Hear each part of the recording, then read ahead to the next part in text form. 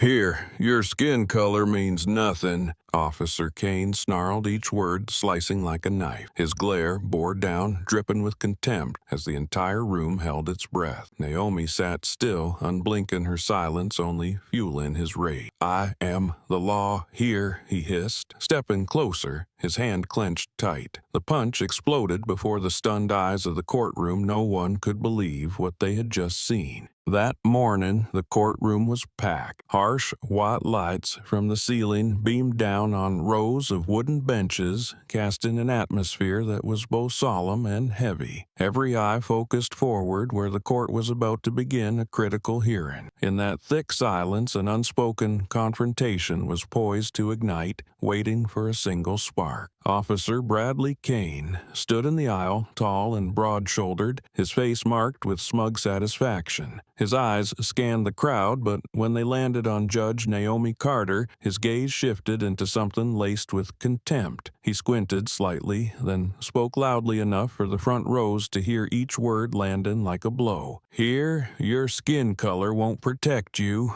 A few people flinched. Some turned their heads to avoid his stare. Naomi sat upright in her chair, hands clasped neatly, her expression unfazed. She remained silent, eyes steady and calm, as if the words had simply passed through the air without meaning. That composure only enraged Kane more. He inhaled deeply, shoulders lifting, then stepped forward with slow, heavy strides that made the floor seem to tremble beneath his boots. The room thickened with tension. All whispers vanished, and everyone watched with bated breath. Kane moved closer, his breath reeking of sharp tobacco, eyes bloodshot with fury. His voice dropped, words soaked in arrogance hitting the air like a judge's gavel. "I'm the law here." The declaration echoed through the vast chamber, drawing stunned glances from every direction. In a place meant to uphold justice, a police officer had just claimed absolute authority, challenging the very seat of the bench. Naomi gave no reply, but her eyes lit up a cold flash, cutting through the air, and those seated near her could feel the pressure behind her silence. In that moment, time seemed to freeze. Kane's arm tightened, muscles bulging, his fist trembling as if about to launch. Within a single sharp breath, no one moved fast enough. He lunged, arm sweeping wide, and the punch landed straight across Naomi's face. The whoosh of air tore through the sanctity of the courtroom as his fist sliced forward. Silence slammed down. A panicked scream broke from the back row, followed by the chaos of bodies jolting to their feet. Naomi shook her head slightly, absorbing the weight of the blow, but she did not falter. Her face darkened for a moment, tilting to the side, her eyes steady and unshaken. People still couldn't believe what they had just seen. A uniformed officer had struck a black judge in open court in front of dozens of witnesses beneath the national flag and solemn white columns. Shock flooded the room as if everyone had just witnessed the collapse of principle itself. Kane pulled his hand back, eyes flashing with satisfaction. In that brief moment, he believed he had proven absolute power. He raised his head, looked around, expecting the silence of submission from the rest. But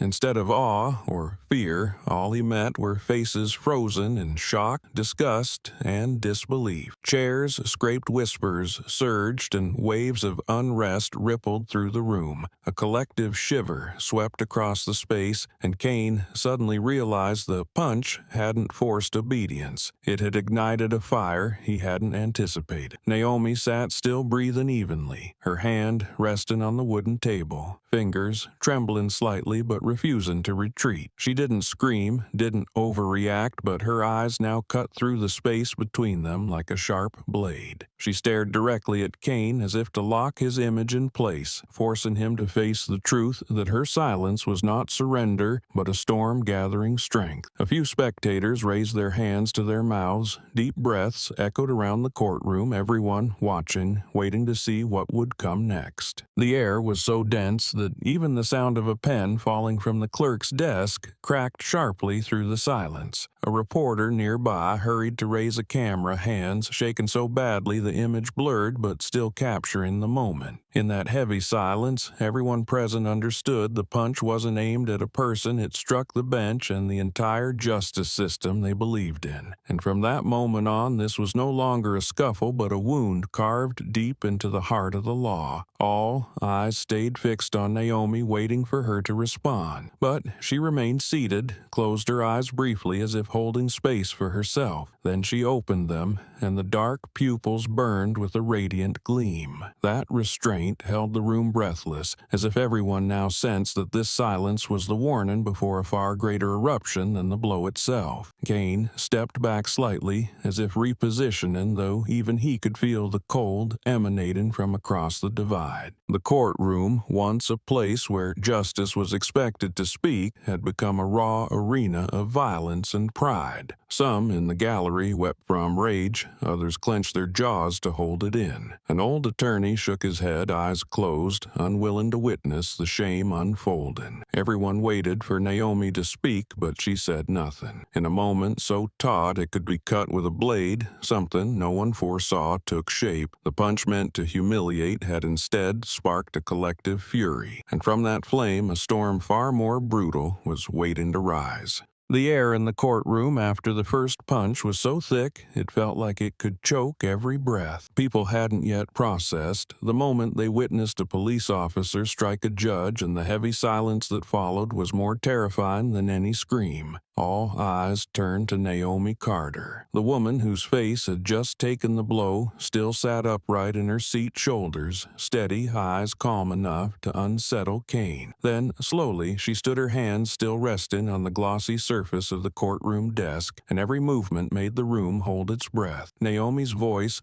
cut through cold as steel, not loud but sharp enough to reach every corner. "You just assaulted a judge." Each word sliced the air, dragging Kane's arrogance into sudden shock. Spectators turned to each other, gasps filled the space. Journalists in the back clutched pens and notepads with trembling hands. Some snapped photos in haste, knowing this single line had transformed a violent act into undeniable public evidence. Kane froze for half a second, then let out a harsh, dry laugh that echoed off the courtroom walls. He jerked his chin upward, eyes defiant, and hissed through clenched teeth. "So what if she's a black judge? No one here respects that." His words carved deeper into the outrage spreading across the room. A young female attorney in the third row let out a choked protest, but fell silent the moment Kane's sharp glare cut toward her. He believed that with just a little more swagger, fear would force the room to bow. Naomi didn't blink. Her stare locked onto him like a binding rope holding the man who had just thrown contempt into the air. In an instant, memories surged, being called the name she hated most during the early years of her career. Random traffic stops, the condescending looks in courthouse hallways. But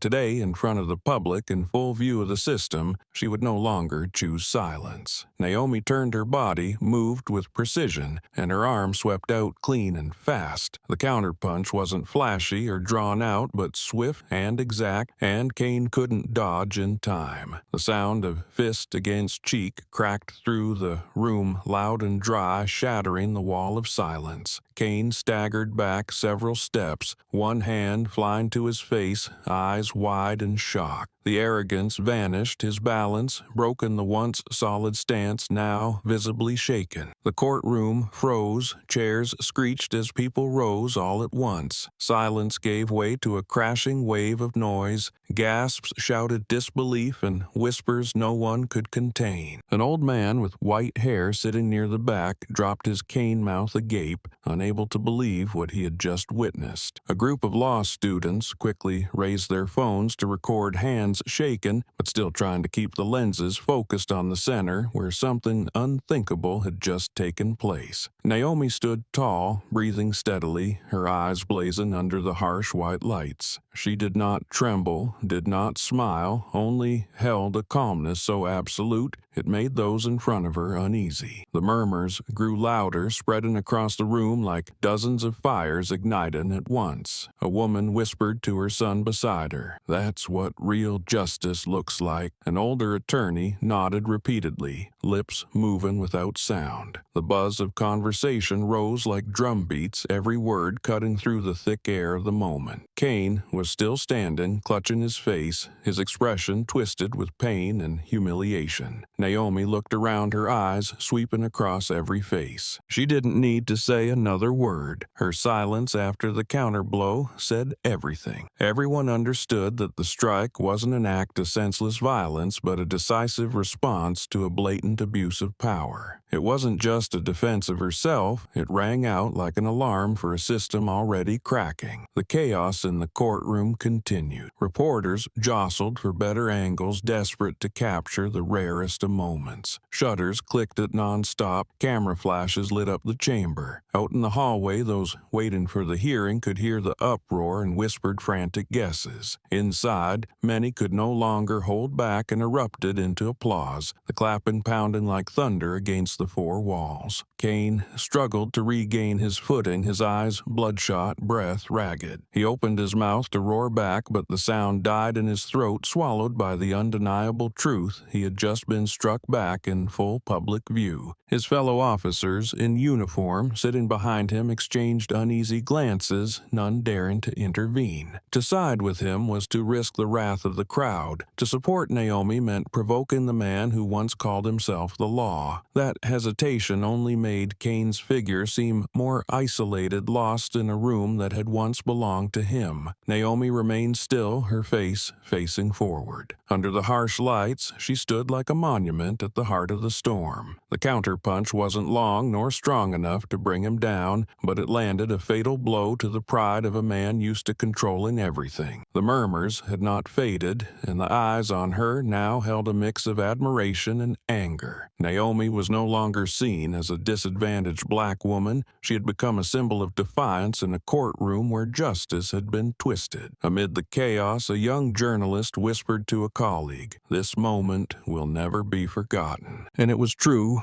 Every word, every punch, every glance exchanged in that courtroom that morning would be recalled, dissected, and shared until it became a defining piece of collective memory. From that moment on, the story no longer belonged within the four walls of the court. It would echo through streets, cross borders, and embed itself in the hearts of those who believed that justice must be defended at all costs. The room had yet to settle, but one truth stood clear. Officer Kane had lost control and placed himself at a disadvantage. Meanwhile, Judge Naomi Carter, with a cold voice and a clean counterpunch, had forced the entire system to take notice. A courtroom, once familiar with legal arguments, had turned into a battleground where punches and retaliation carried more weight than any spoken point. And in the shock that followed, a new chapter of the story had begun signaling that even greater upheaval was coming.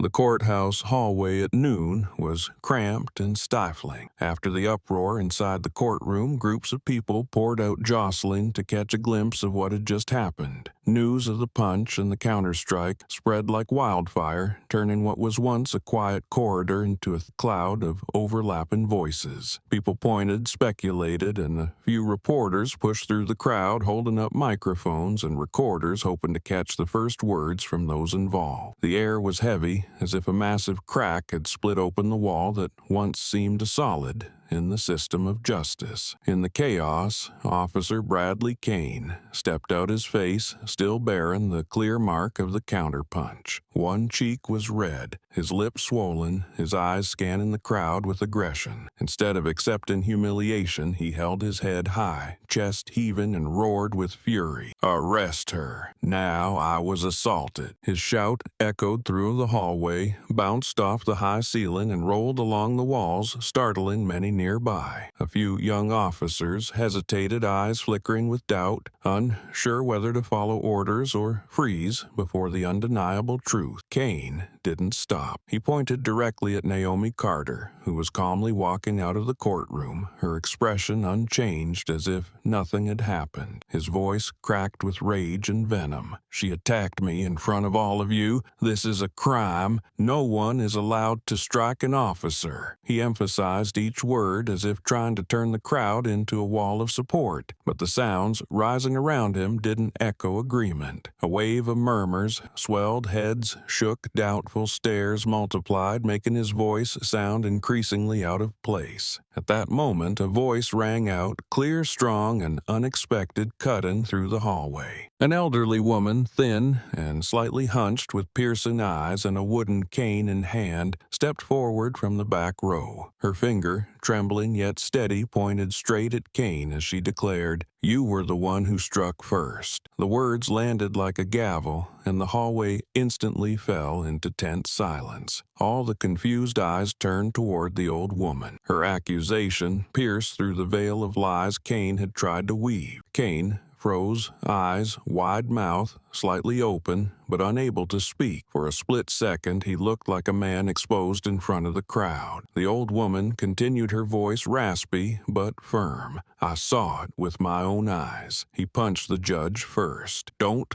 let him twist the truth. Don't let justice be corrupted right outside the courthouse door." People around her began to nod, voices chimed in, hesitant at first, then growing stronger. A young man with curly hair shouted, "That's right, I saw it too." He started it. That chorus of voices spread fast like fire catching wind. The murmurs turned into a rising storm, each person stepping forward to speak. "I saw it." He lunged. First, a middle-aged man shouted, "Don't let him fool anyone." Came another voice, a woman this time. The stifling hallway became a wave of fury, the noise crashing in on itself, forming a pressure that bore down on Kane. He stepped back, half a pace, his face pale sweat beading on his forehead, though he still clung to a defiant expression. Naomi Carter remained where she was standing, a few steps from the crowd. She didn't raise a hand to explain or try to defend herself. Her eyes stayed fixed on Kane, deep and still, like a quiet lake hiding a churning storm beneath. That silence, instead of weakening her, became a force of its own, making Kane's accusations feel hollow. People understood that sometimes no defense is needed when the truth is already visible to all. A young reporter pushed through the crowd and whispered to a colleague, "This moment's going on tomorrow's front page." Cameras flashed nonstop, capturing the image of the old woman, pointing Naomi standing calm and Kane yelling in desperation. A courthouse employee rushed off to call a superior, afraid the scene might spiral out of control. But even as hurried footsteps echoed from the far end of the hall, the atmosphere had already shifted. Kane clenched his teeth, eyes darting through the crowd, searching for support. He shouted louder, voice shaken with anger, "Everyone shut up. She attacked me. I'm a police officer. I represent the law." But the words were swallowed by the growing chorus of protest, by eyes that no longer held fear but contempt. He raised his badge high as if it were his final shield, but the light glinting off the metal no longer carried authority. It only added a bitter glare to the image of a symbol being used to cover lies. Naomi tilted her head slightly, lips pressed tight, but she still said nothing. That quiet made the old woman's accusation even sharper. People understood that if a judge had to explain why she defended herself, then justice had already lost its meaning. And Naomi, in her stillness, was letting the witness and the crowd speak for her. The noise surged again. A group of students on the steps began to chant, "Justice for Judge Naomi." At first it was scattered, but quickly became a unified call echoing through the hallway. Others clapped along the sound, rolling in waves. The entire space trembled, and Kane backed up a few more steps, his face changing. He turned to his fellow officers, seeking help, but many of the younger ones lowered their eyes, unwilling to meet his gaze. In that moment, the truth no longer belonged to Kane. It belonged to the witnesses who dared to speak up to the ordinary people who refused to stay silent in the face of injustice. And Naomi Carter, with her quiet gaze, became the center of that power. She stood without speaking, letting every public voice strike like a hammer against arrogance. The courthouse hallway that day would forever hold the memory of an elderly witness breaking through the wall of silence. From a single, fragile voice grew a rising uproar, and through Naomi's calm eyes people saw a clear message: justice is not found in badges or shouted threats. It lives in the truth that people are willing to defend. And once that truth is spoken, no one can silence it.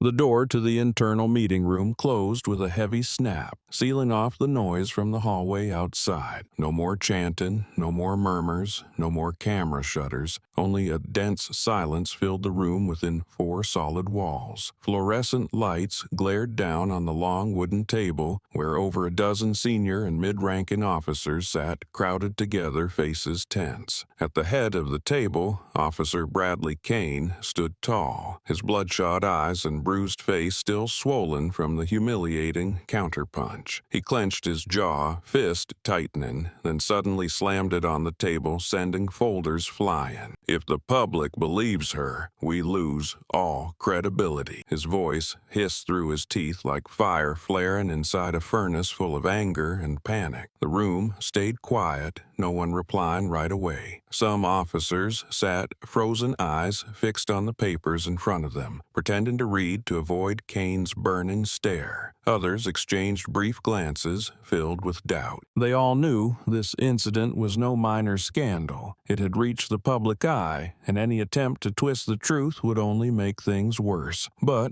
in this sealed room, no one wanted to be the first to challenge a man known for his temper. Kane scanned the room, voice dropping but no less sharp. That crowd out there is screaming like they saw something horrific. Did you see it? The public is turning against us. If we don't act now, tomorrow's headlines will smear this department and my name will be crushed under a reporter's pen. He paused, took a breath, then slammed the table again, harder this time, rattling the glass in front of him. We need to kill this now, whatever it takes. An older officer across the table cleared his throat, breaking the heavy air. He glanced at 2 colleagues beside him, then spoke slowly. We all know the public is sensitive when it comes to race-related incidents. The way you acted in front of everyone. His sentence trailed off, but his eyes pierced straight through Kane, a silent reminder that this crisis started with one reckless move. Kane glared back, his hand clenched so tightly the knuckles turned white, but he swallowed his fury, unwilling to erupt again in front of his peers. A younger officer, newly promoted to lieutenant, sat at the far end of the table, silent until now. His voice wasn't loud, but it echoed clearly in the still room. The cameras caught everything. The simple sentence dropped like a heavy stone, freezing everyone around the table. A few exchanged uneasy looks, some cleared their throats, others glanced instinctively toward the corner of the room where the security system quietly continued recording every moment inside the courthouse. Kane let out a mocking laugh, his voice laced with sarcasm. Cameras, you think those clips are enough to bring me down? This system is in our hands, and we decide what gets released. But even as he spoke, his eyes betrayed unease, and his fingers tapped an unsteady rhythm against the table. Deep down, Kane knew the young officer's words were a truth he couldn't deny. Those images could become evidence, and if they leaked, his entire career would turn to ash. The air in the room began to crack. Those seated around the table, long used to hearing Kane bark orders, now saw him falter. A gray-haired officer let out a slow sigh. You say the public is turning on us, but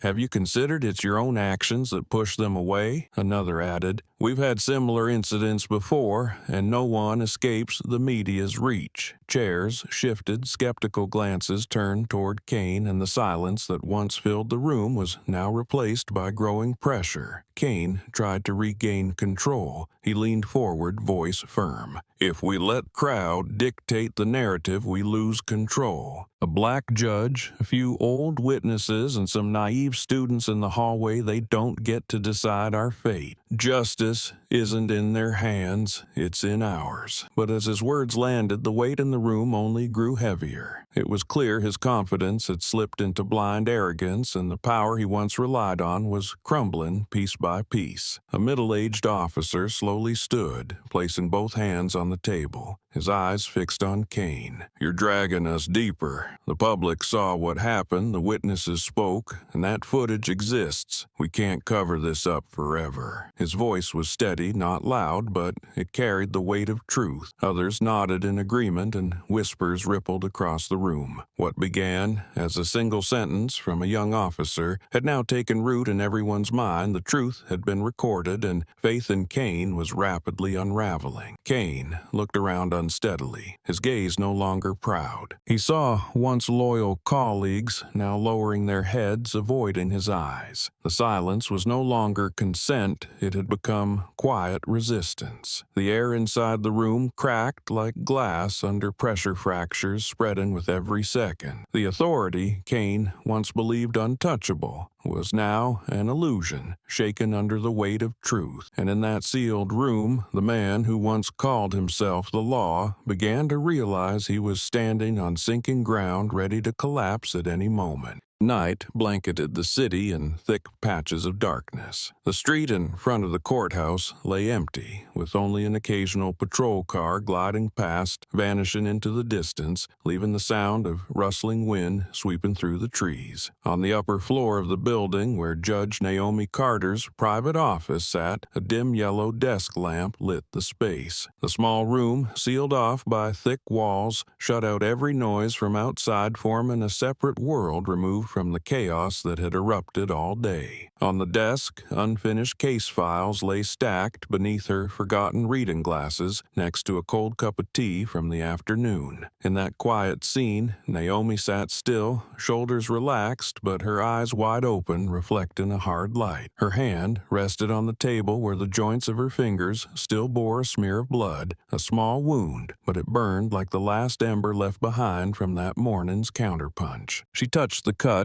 gently with her fingertip, feeling a sting shoot up to her wrist. The pain wasn't much, but each time it flared, it triggered a cascade of compressed memories. Memories that had followed her since the beginning of this path. Naomi recalled the first morning she wore a judge's robe, standing before a mirror, heart full of belief, though her eyes were tinged with nerves. That belief had been worn down countless times by sneering glances, by words that buried her in disdain. Once, during a minor trial, a male attorney had laughed openly. "I've never seen a judge look so out of place." The laughter that followed had felt like a row of knives, but Naomi had held it in, kept working, proven herself not with words, but with fair rulings. One memory bled into another like a slow film playing in her mind. She saw herself as a young law student having to work twice as hard just to be acknowledged. She remembered nights spent in the library, the yellow light cast across pages, fingers aching from scribbling every note, all of it to fight back against the belief that a black woman could never be good enough to belong in law. She had endured those years, had overcome them, but the scars had never fully faded. And today, when Kane threw a punch at her in front of the crowd, every old wound opened at once. Naomi exhaled slowly, raising her blood-smeared hand to eye level, staring at it like it held a warning. It was just a small cut, but it carried unexpected weight. She listened to the ticking wall clock each second, like a push forward. Her lips pressed together, then parted as she whispered just loud enough for herself to hear, "Not one more time." The quiet words echoed inside the still room, but they landed like a vow carved in stone. She knew that silence now would mean betraying herself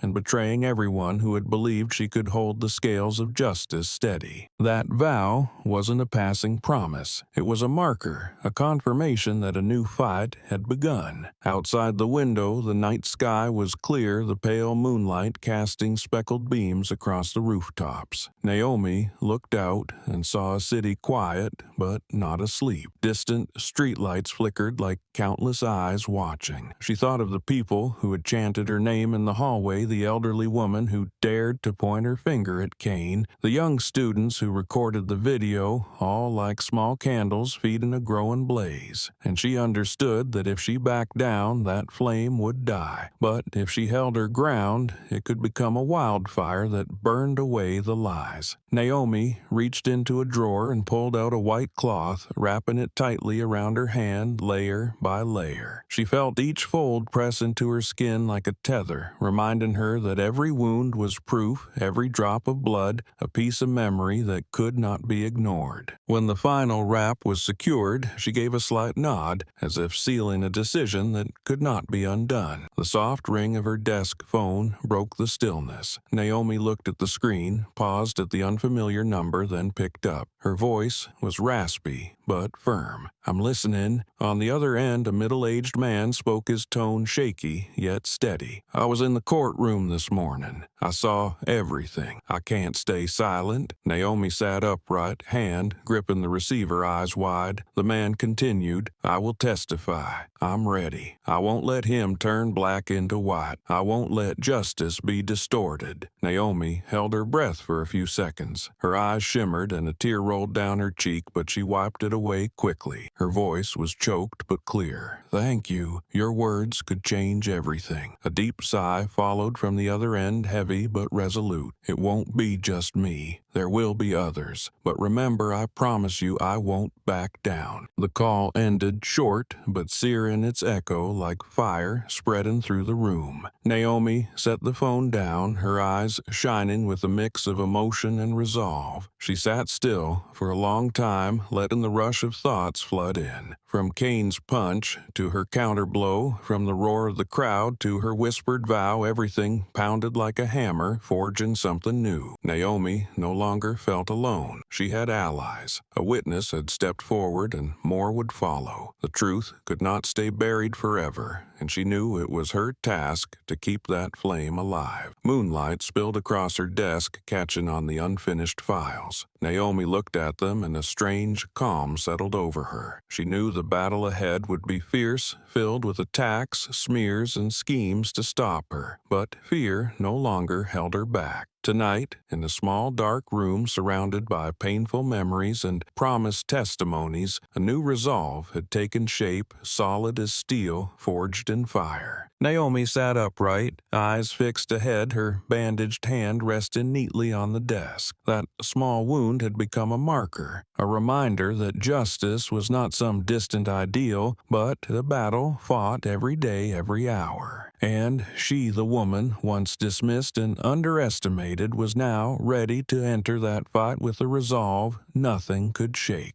Late at night, the university dorms were still glowing with light. In a cramped little room, its walls plastered with music posters and textbooks scattered in messy piles, a few students sat huddled around a laptop on the desk. The screen's flickering blue light lit up their faces, showing both tension and excitement in their eyes. On the screen, a grainy video clip played on repeat, capturing the morning's events inside the courtroom. Officer Kane could be seen charging forward, face twisted with rage, his fist swinging like a hammer, followed instantly by Judge Naomi Carter's lightning-quick counterpunch. Just a few seconds, but that strike shattered the courtroom's formality and ignited a firestorm of debate that couldn't be put out. A long-haired male student wearing round glasses leaned in close to the screen, his voice cracking with anger. A cop punched a judge in court. "Jesus, did this really happen?" His roommate clutched her head, eyes locked on the clip. "It wasn't just the punch," she whispered. "He screamed. He challenged justice itself. What century are we living in if police still think they're above the law?" The others in the room stirred voices, overlapping, all of them eager to speak, all of them furious. Another student let out a dry, bitter laugh. "It's like a movie, but it's real and it's disgraceful." The clip played a 10th time, a 20th. With each replay, the fury in the room intensified. Someone filmed the screen with their phone and sent it to a group chat. Someone else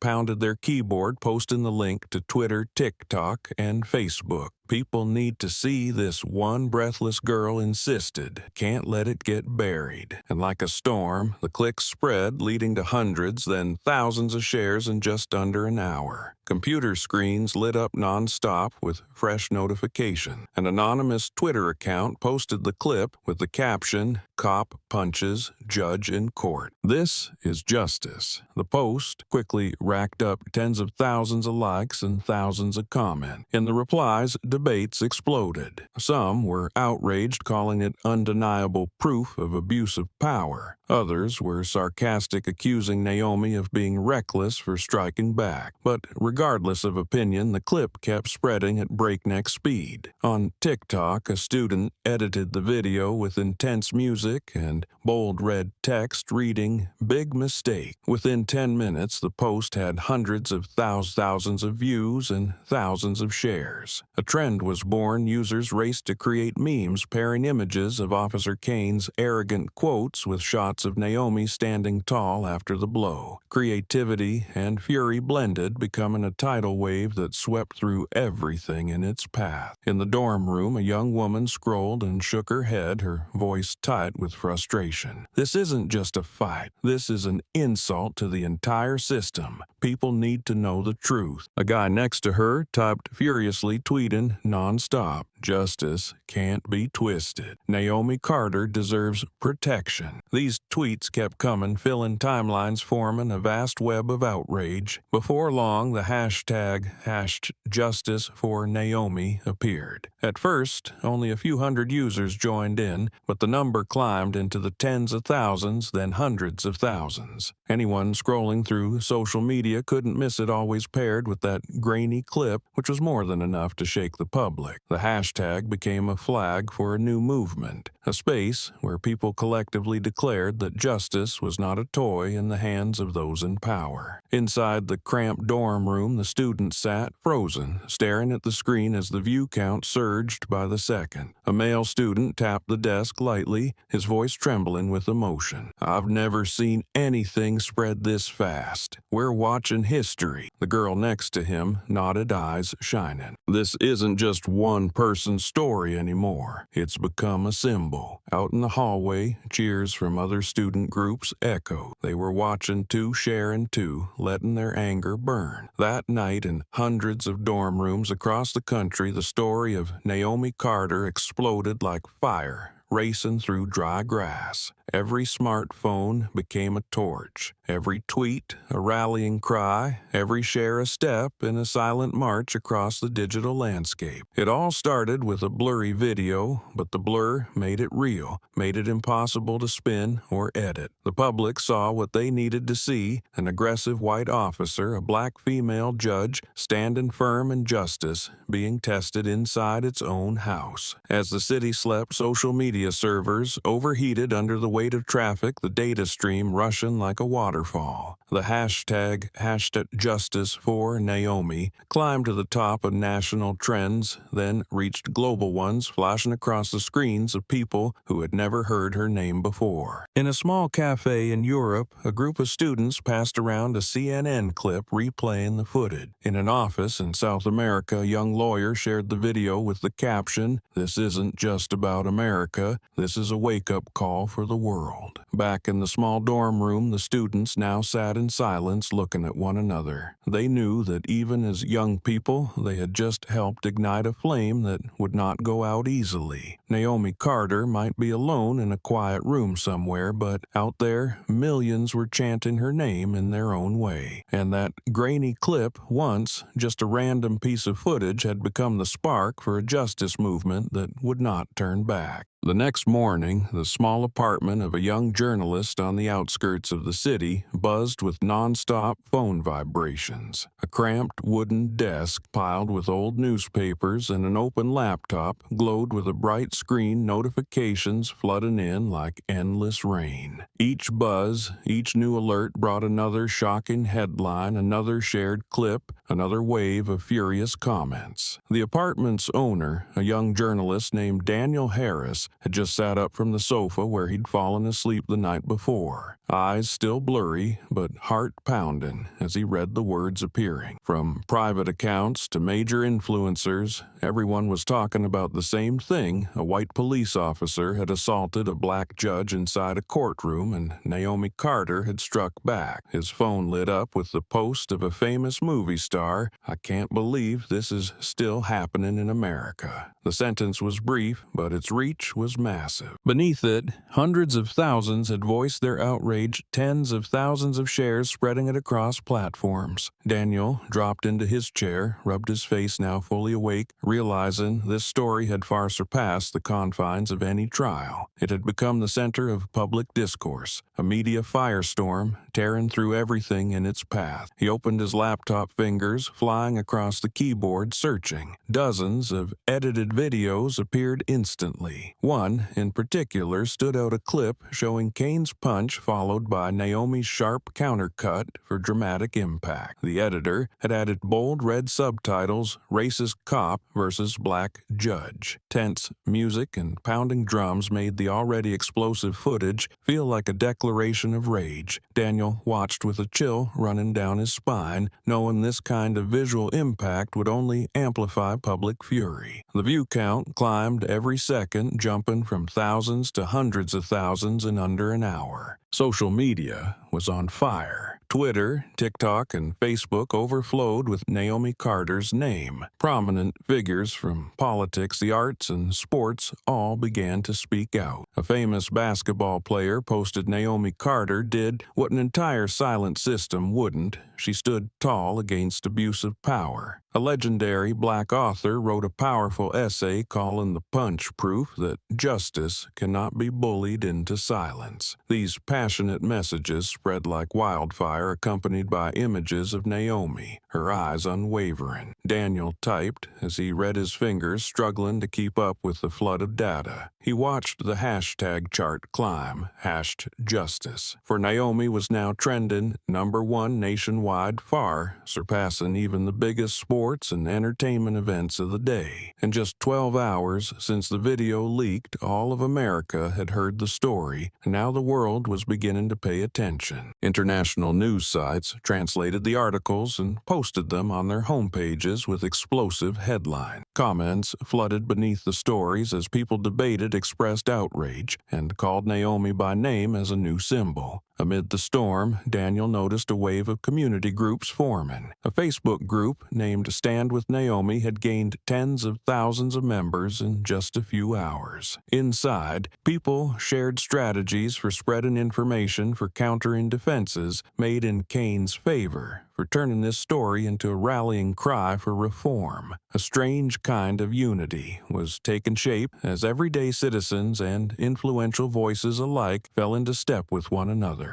Outside the window, the city moved with its usual rhythm, but online the storm raged. Calls for action began to flood timelines. A student in New York wrote, "Tomorrow we stand in front of the central courthouse. Bring candles. Bring signs." Another group in California posted photos of placards reading justice for Naomi, urging peaceful protest. Online threads became meeting points, plans formed, and slowly fury began to turn into real-world movement. Daniel sat still for a moment, eyes fixed on the blinking numbers across his laptop screen. He understood that this story was no longer in the hands of a few individuals. It had become a tidal wave, powered by the will of an entire community. He saw clearly that Naomi was no longer just a judge. She had become a symbol of resistance, of belief that justice can and must be protected. And he knew, as a journalist, that he had a responsibility to carry that flame into the light, to make sure it would not be extinguished. Social media kept surging. Every passing minute brought thousands more into the conversation, thousands more posts appearing. People shared their experiences with discrimination, tied Naomi's name to their own struggles, and made her a symbol of every injustice they had endured. In every sentence, every image, every clip, rage and hope fused together, forming a wave no one could hold back. Out there, where the streets were still quiet, a protest had already begun to take shape in the imagination of millions. They made plans, they prepared, they waited for the moment to step outside. And, in Daniel's mind, as in the minds of millions of others, one question rang clear. This would not be a fleeting event, it would be the spark of something far greater. Naomi Carter, alone in her quiet room, likely had no idea that her name was being chanted across platforms platforms that her image was becoming a landmark in a growing fight. But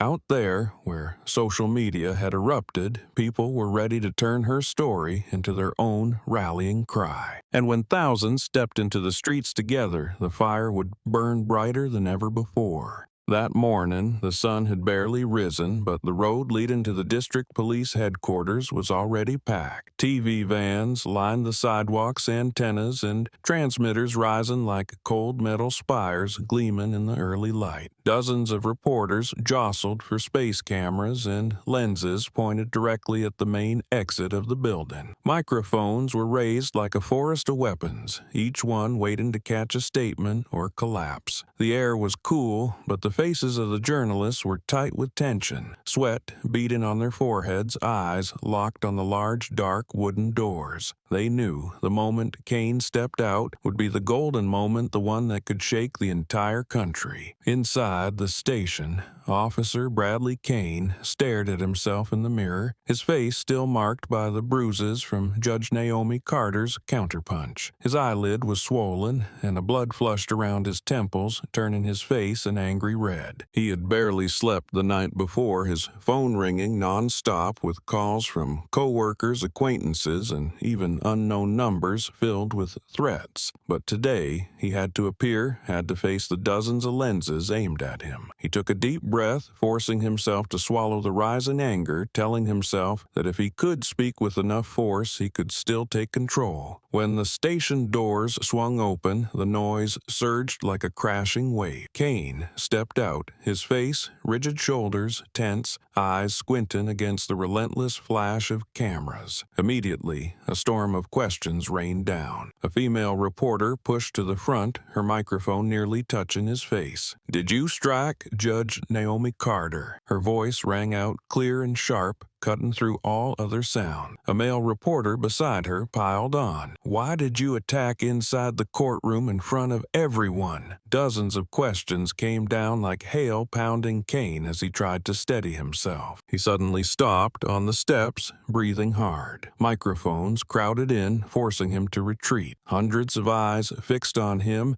every lens zoomed in, every ear waiting. Kane clenched his fists, veins bulging on his forehead. A brief tremble passed over him, quickly overtaken by his usual fury. He raised his head and shouted, his voice booming over the noise. "Don't trust your eyes, trust what I say." The words cut through the air like a blade, defiant and bold, as if his voice alone had the power to deny what everyone had seen. A beat of silence, then the crowd erupted. Some reporters stared in disbelief, others tilted their heads back and let out short, bitter laughs. Cameras kept flashing, capturing every twitch on Kane's burning face. His words spread almost instantly. News stations broadcast live, the headlines scrolling across screens, "Kane, don't trust your eyes, trust what I say." Viewers everywhere stared at their TVs and phones, talking non-stop. Within minutes, clips of his arrogant outburst flooded Twitter, TikTok, and Facebook. Beneath each clip were thousands of comments. One user wrote,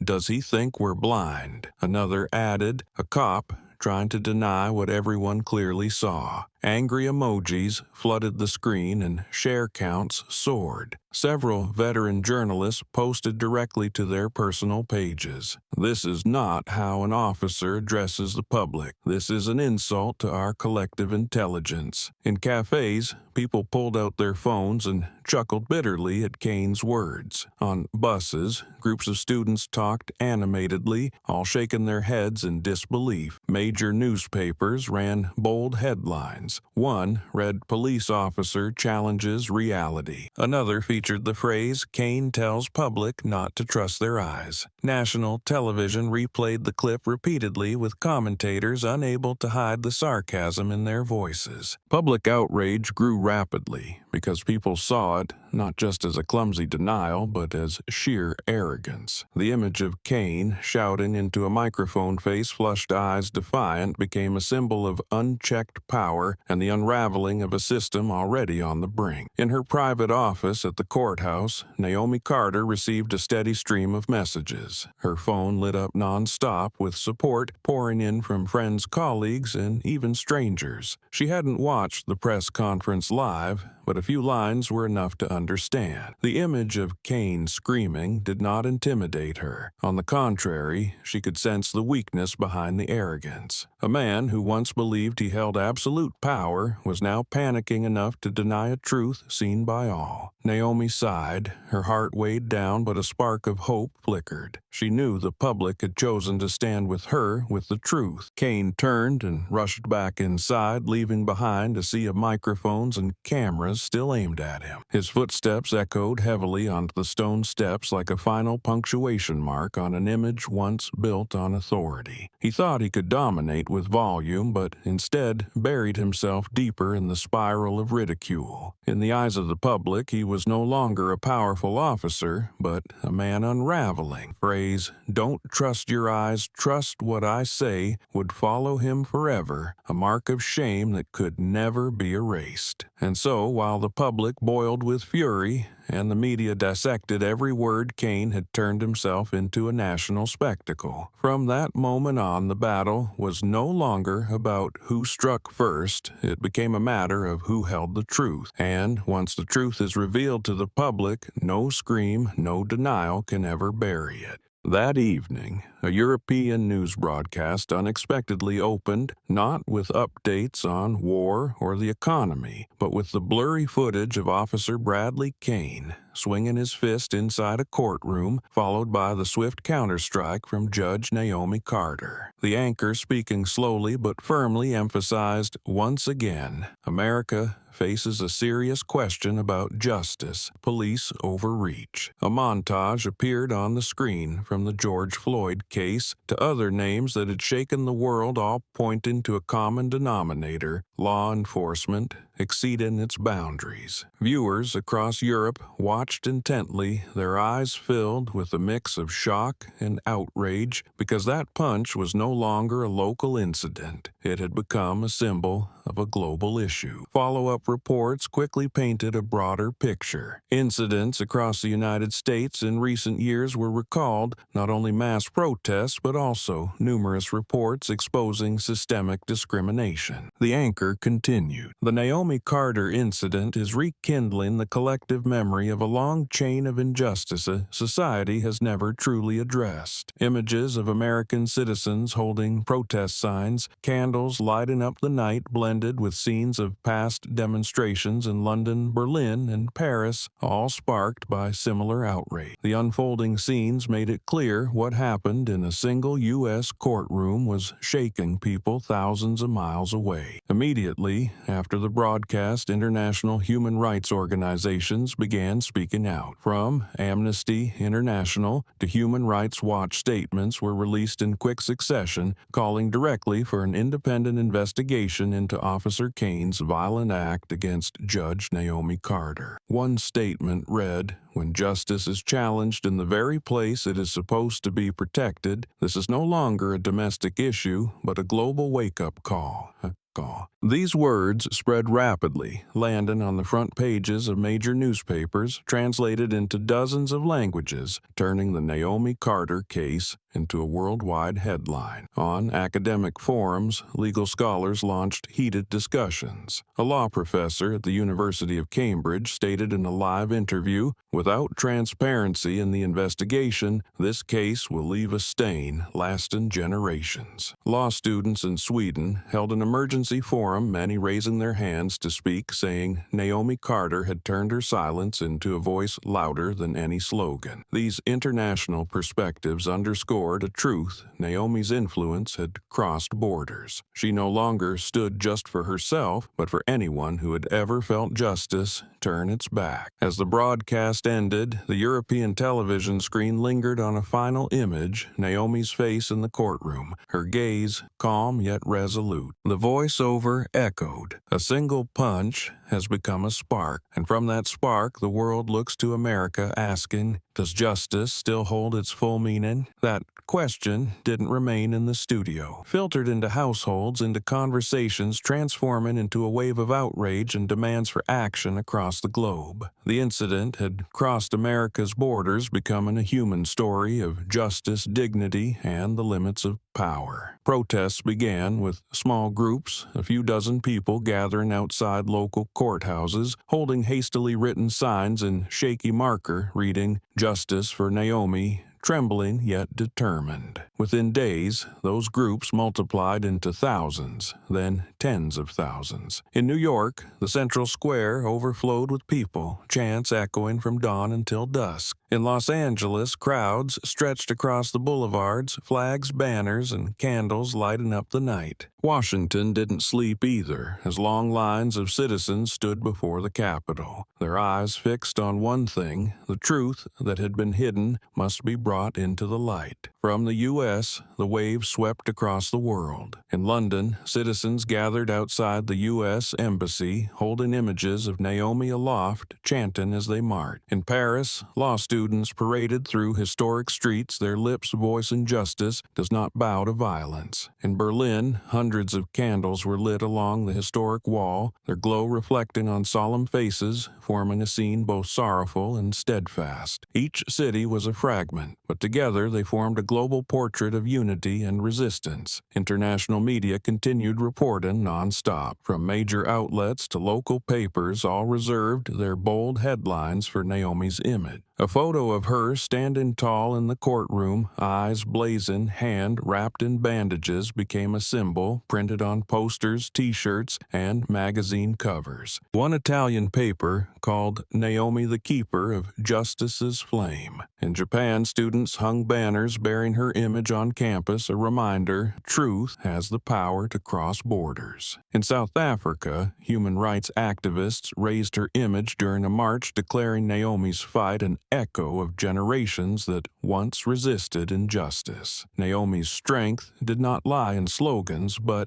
in that steady, unflinching gaze, the kind of gaze that made the world see what unyielding courage looks like. People shared her image across social media, each caption carrying belief and hope. A girl in Brazil wrote, "When I saw her stand up, I believed we could stand up too, wherever we are." A young man in India posted, "Naomi Carter is not just a judge. She is proof that justice must be defended with blood and bravery." Day by day, the wave of protest didn't lose momentum. Instead, it gained strength from personal stories. People shared moments when they were mistreated by the police, writing Naomi's name alongside their painful experiences. Her story blended into millions of others, and together they formed a unified cry. It was a cry for fairness, a cry that declared justice is not some distant concept, but something people are ready to take to the streets to defend. Naomi didn't speak much, but her image went ahead of any words. Every poster, every article, every hashtag bearing her name was like a torch. From a judge attacked in a courtroom, Naomi Carter had become a global symbol of justice. And in the sea of protesters from the Americas to Europe, from Africa to Asia, that image shone like a lighthouse lighting the path for all who believe justice must always stand with the truth. In front of the central courthouse plaza, night fell under a clear sky and gentle breeze as hundreds of candles were lit, their small flames flickering in the wind but burning steadily, reflecting on the solemn faces of those gathered. The crowd grew thicker by the minute with no need for direction. Everyone standing shoulder to shoulder, shielding the flames with their hands. Banners rose high, the words "Justice for Judge Naomi," glowing in the darkness, each chant echoing like a drumbeat against the courthouse's stone walls. The atmosphere was not of chaotic anger, but of resonant unity, making the entire space seem to tremble with each cry. From small groups, at first hundreds, then thousands, joined in rhythm, their voices hoarse but determined, the chant stretching from one end of the plaza to the other. Some people broke into tears, their cheeks wet, but their hands still gripping the candles. Elderly folks stood firm with canes. Children sat on their parents' shoulders, their eyes wide with the candlelight's shimmer. All shared one breath, one heartbeat, as if the plaza had transformed into a new temple of justice lit by human belief. In the crowd, a song rose suddenly, one lone voice at first, then many joining in. A simple tune about hope and freedom, blended with the flickering flames, creating a scene both sacred and aching. Journalists captured every moment, lenses sweeping over the sea of candles, the faces glowing in the dark, and the world seemed to follow along with every beat. A foreign reporter whispered to a colleague, "This isn't just news anymore. This is history." As the clock neared midnight, a small shift rippled from the front rows. The chants paused, hundreds of eyes turning toward the high steps of the courthouse. Naomi Carter stepped out to a stunned silence. She brought no entourage, no guards, and only walked quietly through the large doors, the golden light behind her spilling into the night. The entire plaza fell still, as though thousands of people held their breath all at once to witness that moment. Naomi stopped at the top step, her calm eyes sweeping over the crowd. She said nothing. No speech needed, only raised her bandaged arm slowly. That gesture, simple but firm, sent the plaza into a roar. The chant returned, louder than ever, justice for Judge Naomi, surging in waves joined by thunderous applause. The candlelight in every hand trembled fiercely, forming a sea of brightness that lit up the entire courthouse front. Many looked up at her through tears, sensing that true strength didn't come from shouting, but from that silent, unwavering resolve. A young woman gripped her friend's hand, choking up. She doesn't need to say anything. Her presence is the answer. In the eyes of the people, Naomi was no longer just a lone judge, but the embodiment of the belief that justice, though wounded, could still stand tall, could still raise its hand in the dark. That night, the sea of candles flickering before the courthouse did not dim until dawn. People left quietly, but the light stayed etched in their eyes, still echoed in their hearts. Naomi walked back inside, her figure swallowed by the warm yellow light, but the image of her raised hand remained in the minds of thousands. It was an unspoken promise for a new path, one where truth would no longer be buried. And from that plaza, belief spread everywhere, planting in each person a certainty that justice would not fall. The moment Naomi's hand rose in the shimmering candlelight, the plaza held its breath in perfect stillness, then suddenly erupted. Applause rang out from the front rows, rippling like waves to the very back. Young people cried out loud, hugging one another in a surge of emotion, tears mingling with smiles. An elderly woman shakily raised her candle lips, whispering a prayer, her glistening eyes reflecting the flickering flame. Children sat on their parents' shoulders and cheered, their innocent faces filled with the fire of hope. The applause joined the chants, joined the crackling of the candles, forming a strange chorus, both fierce and tender, unforgettable to anyone who witnessed it. Reporters crowded at the steps, cameras aimed at Naomi, capturing every frame of her standing tall amid the emotions of thousands. Many young journalists trembled as they pressed their shutters, no prompting needed. The photos were sent off to newsrooms at once, headlines ready to declare the moment justice rose from the candlelight. Human rights activists across the globe shared the images, instantly urging that these tears must become real, lasting action. People didn't rush home. They stayed together, holding their candles until the plaza lit up like a galaxy spread across the ground. Amid the crowd, voices rose with deep emotion. A law student spoke up, voice cracking, "Tonight, we're not just standing for Naomi, we're standing for everyone who's ever been abandoned by justice." That voice was immediately met with applause roaring once more, and many wept at those words because they felt their private pain had become part of a collective strength. Those who had come out of curiosity stayed because they realized they were part of the truth, part of a belief that could no longer be dismissed. As night settled deeper, international journalists began broadcasting the first reports. From newsrooms in Europe to Asia, images of Naomi raising her hand of the crowd weeping and applauding appeared on screens with the caption, "Justice has found its voice." News poured in like a flood, accompanied by a wave of fervent commentary. A political analyst declared on live television,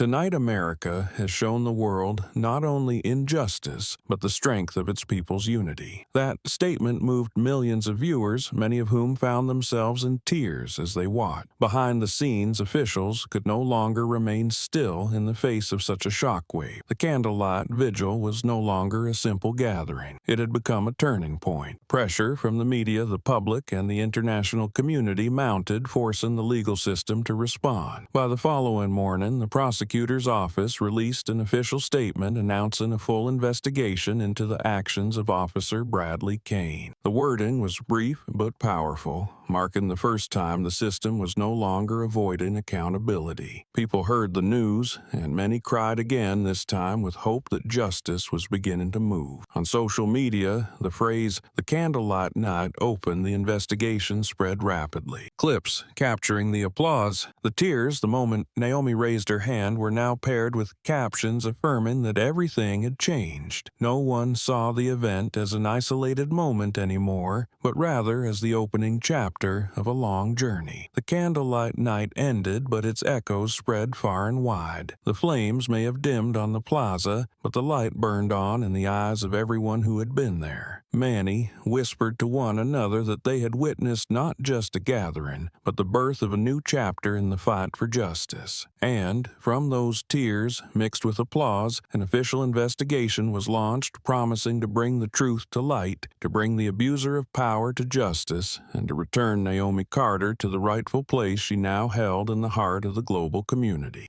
The next morning, the prosecutor's office became the center of attention across the city. Outside the gate, reporters gathered in dense clusters. TV vans lined both sides of the street, and cameras remained fixed on the main entrance. Inside, the hallways were packed with legal staff moving quickly, files passed from hand to hand, heels clicking constantly against the tiled floor. In the large conference room, stacks of documents were neatly arranged on the long wooden table, each file marked in red, blue, or yellow for classification. White overhead lights illuminated every detail, casting a serious tone over the entire room. The district attorney walked in, holding a thick file, his expression tense but resolute. He stood before his team, voice resonating through the quiet space. "As of today, we are officially opening the investigation into Officer Bradley Kane." His firm declaration froze the atmosphere. Young prosecutors seated around the table exchanged glances, a few nodding forcefully to signal their readiness. Pens began to scribble pages, flipped rapidly, all blending into a rhythm of focused intensity. The announcement was released that very morning, and the media spread the news widely. People watched the broadcast from coffee shops, convenience stores, and subway platforms, hearing the phrase, "official investigation opened," ring out. To them, it wasn't just an announcement. It was a confirmation that the case would not be swept under the rug. Trust began to flicker back into their hearts. Many sighed in relief, faces lit up with hope. Meanwhile, in a private room at police headquarters, Kane sat motionless on a metal chair, the bruises still visible on his face. A summons had been delivered early in the morning, requiring him to appear for questioning. The room was thick with tension. Two investigators sat across from him, a small recorder and a prepared file placed on the table between them. Kane crossed his arms, trying to appear calm, but his eyes betrayed a restless unease. He knew every word he spoke could become evidence, each sentence either a lifeline or a deeper fall. When the recorder clicked on, the investigator began his questions. His voice was slow, deliberate, emphasizing each word. "Do you admit that during the recent hearing you approached Judge Naomi Carter and engaged in a violent act?" Kane let out a bitter laugh, dodging, twisting his words. He insisted he had been provoked, that what people saw did not reflect the truth. But the investigator remained patient, pressing on with more questions, presenting each piece of evidence, each witness statement. Kane's face grew increasingly tense, his hands trembling slightly, even as he tried to keep them hidden beneath the table. Inside the prosecutor's office, each report collected from witnesses was typed out and printed into thick files. The prosecutors read every testimony, comparing it with the leaked clip,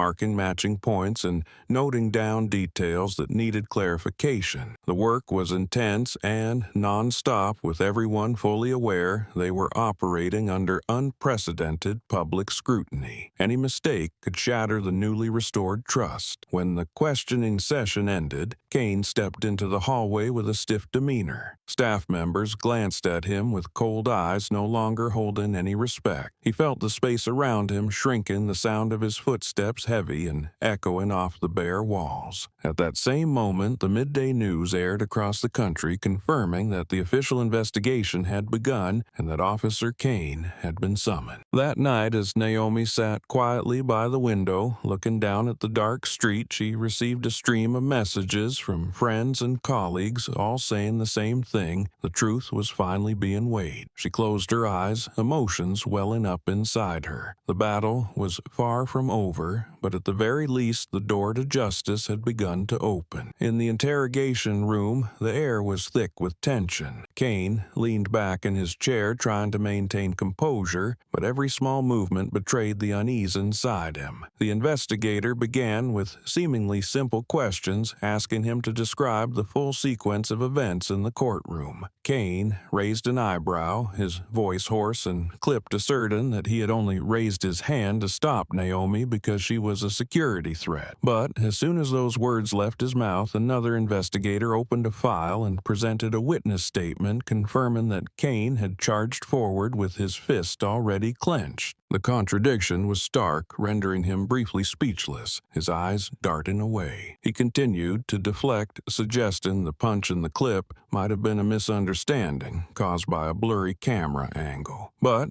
when the investigator played an audio recording of his voice, shouting just before the punch, clearly saying, "I am the law here," any defense he offered fell apart. The link between image and sound left Kane shaken. His voice dropped, his sentences stumbled, losing coherence. Every attempt to spin a story was immediately met with documents or evidence that refuted it. The more he tried to justify himself, the more holes he revealed, and the investigators patiently recorded every word, every inconsistency, as if peeling back the layers of falsehood one by one. The investigator, sitting across from Kane, kept a cold, sharp gaze, never rushing to interrupt, letting him sink deeper into his own contradictions. In every page of notes, the inconsistencies were underlined in red, and the evasive answers were marked clearly. They saw Kane clinging to power through language, but the harder he held on, the faster the truth slipped through his fingers. A long silence settled in the room. Kane lowered his head, sweat beading on his temple, breathing heavily. The sense of losing control began to show in every blink, every tap of his fingers on the table. When the questioning session ended, the investigators exchanged looks. No words were needed. They all understood they had seen gaps in Kane's account that could not be filled. One of them stood up, closed the file, and said firmly, "We'll see this through. There's no escape for anyone who disrespects justice." The words weren't loud, but they echoed throughout the room like a solemn oath. The others nodded in agreement, their eyes resolute. They knew a long battle lay ahead, but the truth had begun to surface, and their belief in justice was the force that would keep them going. Kane stepped out of the room awkwardly, while behind him the investigators gathered their documents with cold precision. This fight was far from over. It was only just beginning. In their minds, that vow rang louder than ever, a promise that this case would not be buried. The truth would come to light, and justice would not be silenced again. In the surveillance room of the prosecutor's office, pale blue light from large screens washed over the tense faces of the technicians. Video footage played on loop, zooming into each frame, rewinding and replaying every brief second inside the courtroom. A young technician typed quickly, freezing the image at the moment Officer Bradley Kane leaned toward Judge Naomi Carter, his lips moving word by word. The lip-reading software slowed the sequence, magnified the mouth, and within minutes, the result appeared on the large screen. He turned back, voice steady. He clearly said, "Black judge doesn't belong here." The sentence appeared in white subtitles, stark against the blurred footage, clear enough to bring the whole room to a stunned silence. A female prosecutor pressed her hand to her forehead, eyes darkened with fury. That slur didn't just confirm racial prejudice. It exposed a deep-rooted contempt for justice itself. It was the missing piece, turning the punch into the culmination of long-standing arrogance, and now no one could deny it. Another voice cut in sharper now. "This is the moment that shatters every line of defense. There's no room left for ambiguity." In the silence that followed, the steady hum of machines filled the room like a heartbeat, a reminder that the truth was steadily surfacing. Right after witness reports were brought in, an elderly woman who had spoken out against Kane in the hallway was called in again. Her voice trembled, but her words were firm. "I saw him charge first. I saw it with my own eyes. I'm not afraid, because the truth must be told." Her testimony was recorded, signed, and added to the case file, now one folder thicker. Alongside her, 2 law students confirmed they heard every word Kane said before the punch, backed by video they had captured on their phones.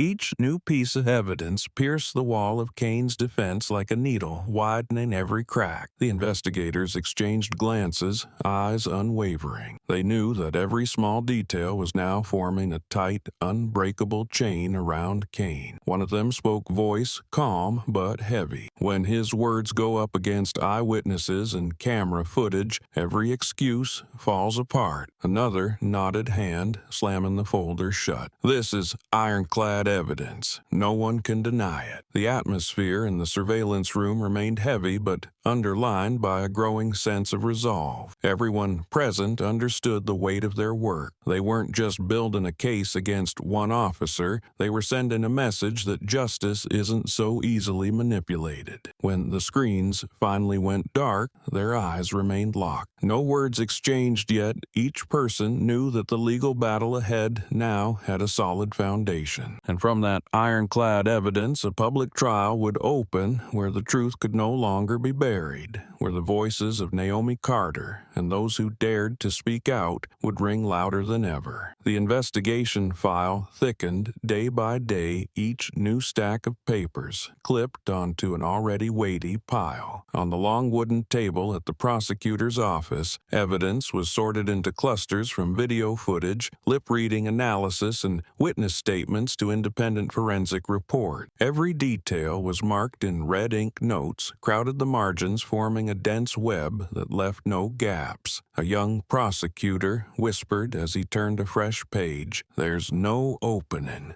left. Every piece has locked him in." His voice was steady, his gaze firm, as if he had just shut the final door, sealing off every escape route. The compiled report sat on the table, each detail clearly highlighted. Kane's initial claims of provocation were exposed as lies when matched against the footage and witness testimonies. His statement about merely intervening collapsed under the lip-reading analysis, where each slur he uttered was laid bare. The truth was no longer a collection of fragmented bits. It had become a solid mass, unbreakable. The prosecutors exchanged glances, all feeling the weight of the file in their hands. Now, nothing short of a chain binding Kane to his own actions. In his office, Kane sat, motionless, eyes fixed on a blank white wall. He knew the investigation was advancing by the day, each layer of deceit peeled away and filed into evidence. The media wouldn't let up. News anchors replayed witness footage, technical breakdowns, even reenactments to help the public understand. Every time he watched those segments, his throat went dry and sweat pooled despite the running air conditioner. He muttered to himself, trying to invent a new defense, but the harder he thought, the more the truth tightened its grip around his chest. Pressure mounted from all sides, from relentless media scrutiny, from colleagues' cold indifference, and from the weight of his own unraveling. Every step through the station halls was met with whispers. Every glance cast his way carried suspicion and scorn. He felt an invisible wall closing in, squeezing the air from his lungs. His sleep came in restless fragments, filled with nightmares of Naomi's raised hand, the courtroom's frozen stares, and the chant, "Justice for Naomi," ripping through his dreams. The investigators, meanwhile, pressed on with unwavering resolve. They knew this wasn't just a criminal case, but a responsibility to the millions watching. One of them said during a closed meeting, "We've come this far. There's no turning back. We go all the way." The words hung in the air like a pack, drawing nods around the room. Outside, public outrage surged forward. Thousands of posts flooded social media mentioning Naomi, her bandaged hand turning into a symbol shared endlessly. Each wave crashed harder against Kane, leaving him with nowhere left to stand. The investigation file was complete, the final pieces locked firmly in place, and pressure had turned into a vice, squeezing shut the man who once beat his chest and called himself the law. Kane still tried to maintain a calm exterior, but inside he knew there was no way out. Every path was sealed, every corner exposed under the light of truth, and in that suffocating silence, the footsteps of justice were drawing very near. On the day of the trial, the atmosphere in the city was so heavy that even breathing felt dense. Since early morning, long lines had formed outside the courthouse, many holding signs and banners, their eyes resolute as if they weren't just there to witness a trial but to see justice called by name. The courtroom was packed, not a single seat left in the gallery, reporters crowding to set up their cameras, lenses, sweeping the room to broadcast live to millions watching outside. Silence blanketed the space as the presiding judge struck the gavel, the dry sound echoing, marking the beginning of a crucial chapter in the long journey of the case. The prosecutor rose, holding the thick case file in hand, his voice steady but heavy with weight. After a brief opening, he signaled the technician to play the video on the large screen at the center of the courtroom. Immediately, a bluish light spread from the screen and the footage played to the rapt attention of everyone present. Frame by frame,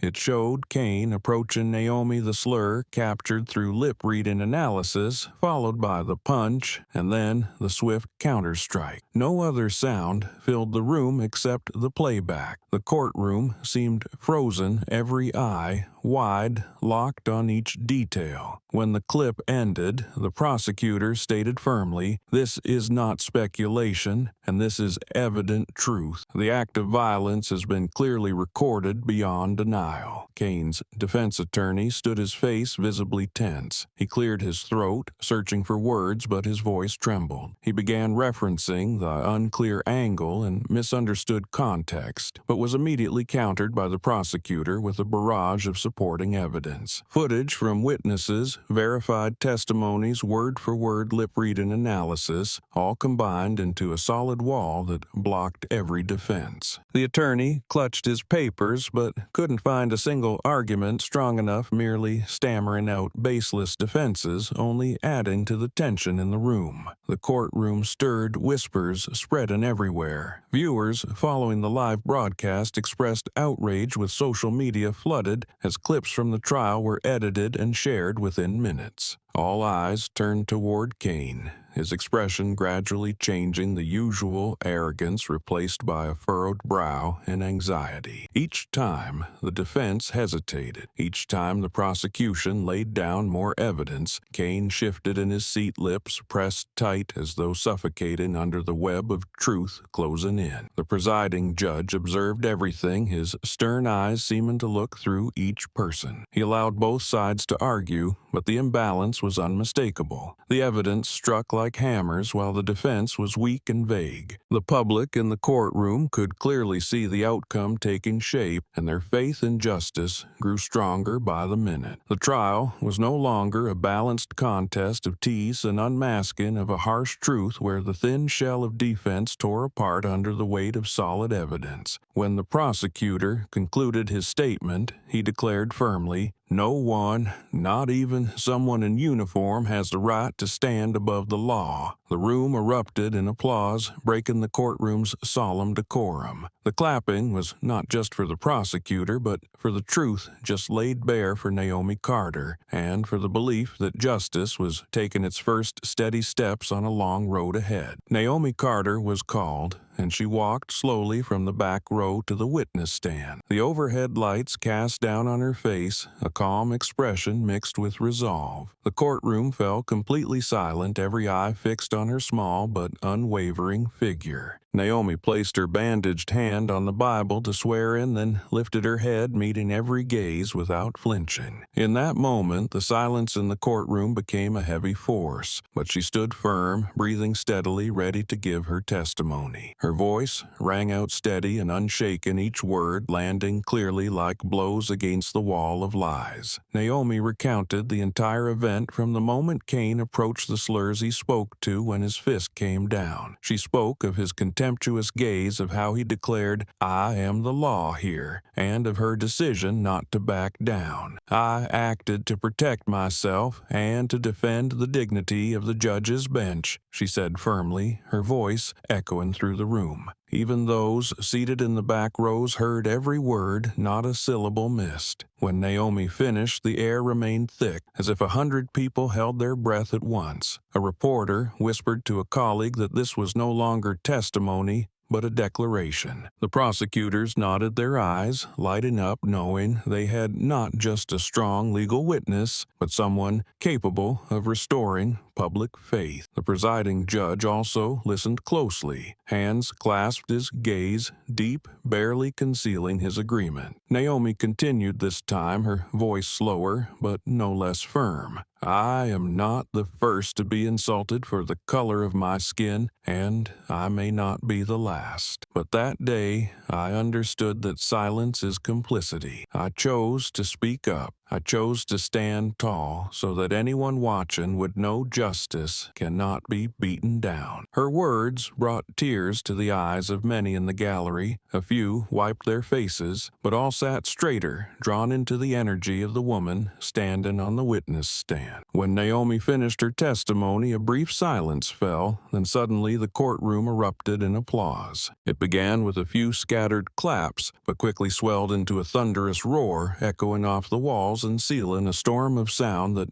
could not be contained. Shouts rose in between, tears flowed in joy. Some people jumped to their feet, clapping harder as if to declare their complete support for Naomi. The presiding judge struck his gavel to call for order, but even he couldn't hide a faint smile. The room was filled with a sacred atmosphere where truth had just been spoken, not only to seek justice, but to affirm a value greater than the case itself. From that moment, Naomi Carter was no longer just a witness in a courtroom, but a voice for millions, and the echoing applause was an acknowledgement that she had won, at least in the hearts of the people. On the second day of the trial, the tension in the courtroom was even heavier than the day before. Every seat in the gallery was filled, camera lights swept the room non-stop, and every gesture was magnified on live television. The prosecutor was preparing to move into the next phase of questioning, while Naomi sat quietly in the witness box, her face calm after a stormy day. In the thick atmosphere, all attention was fixed on the defense table, where Kane sat, hunched forward, both hands clenched tightly. The arrogance that once defined him seemed to have shattered, replaced by visible restlessness, quickened breathing, and darting eyes. The prosecutor began speaking, emphasizing the contradictions in Kane's previous statements. He read each sentence aloud, comparing it with the published evidence and highlighting the flaws in Kane's defense. The sound of papers rustling the judge's gavel calling for order all deepened the courtroom's tension. Kane began shifting in his seat, shaking his head repeatedly, muttering to himself just loud enough for those nearby to hear. Then suddenly, he jumped up, slammed both hands on the table, startling the entire room. His voice roared hoarse and furious, trying to drown everything shut out. "All of you are against me because of my skin color."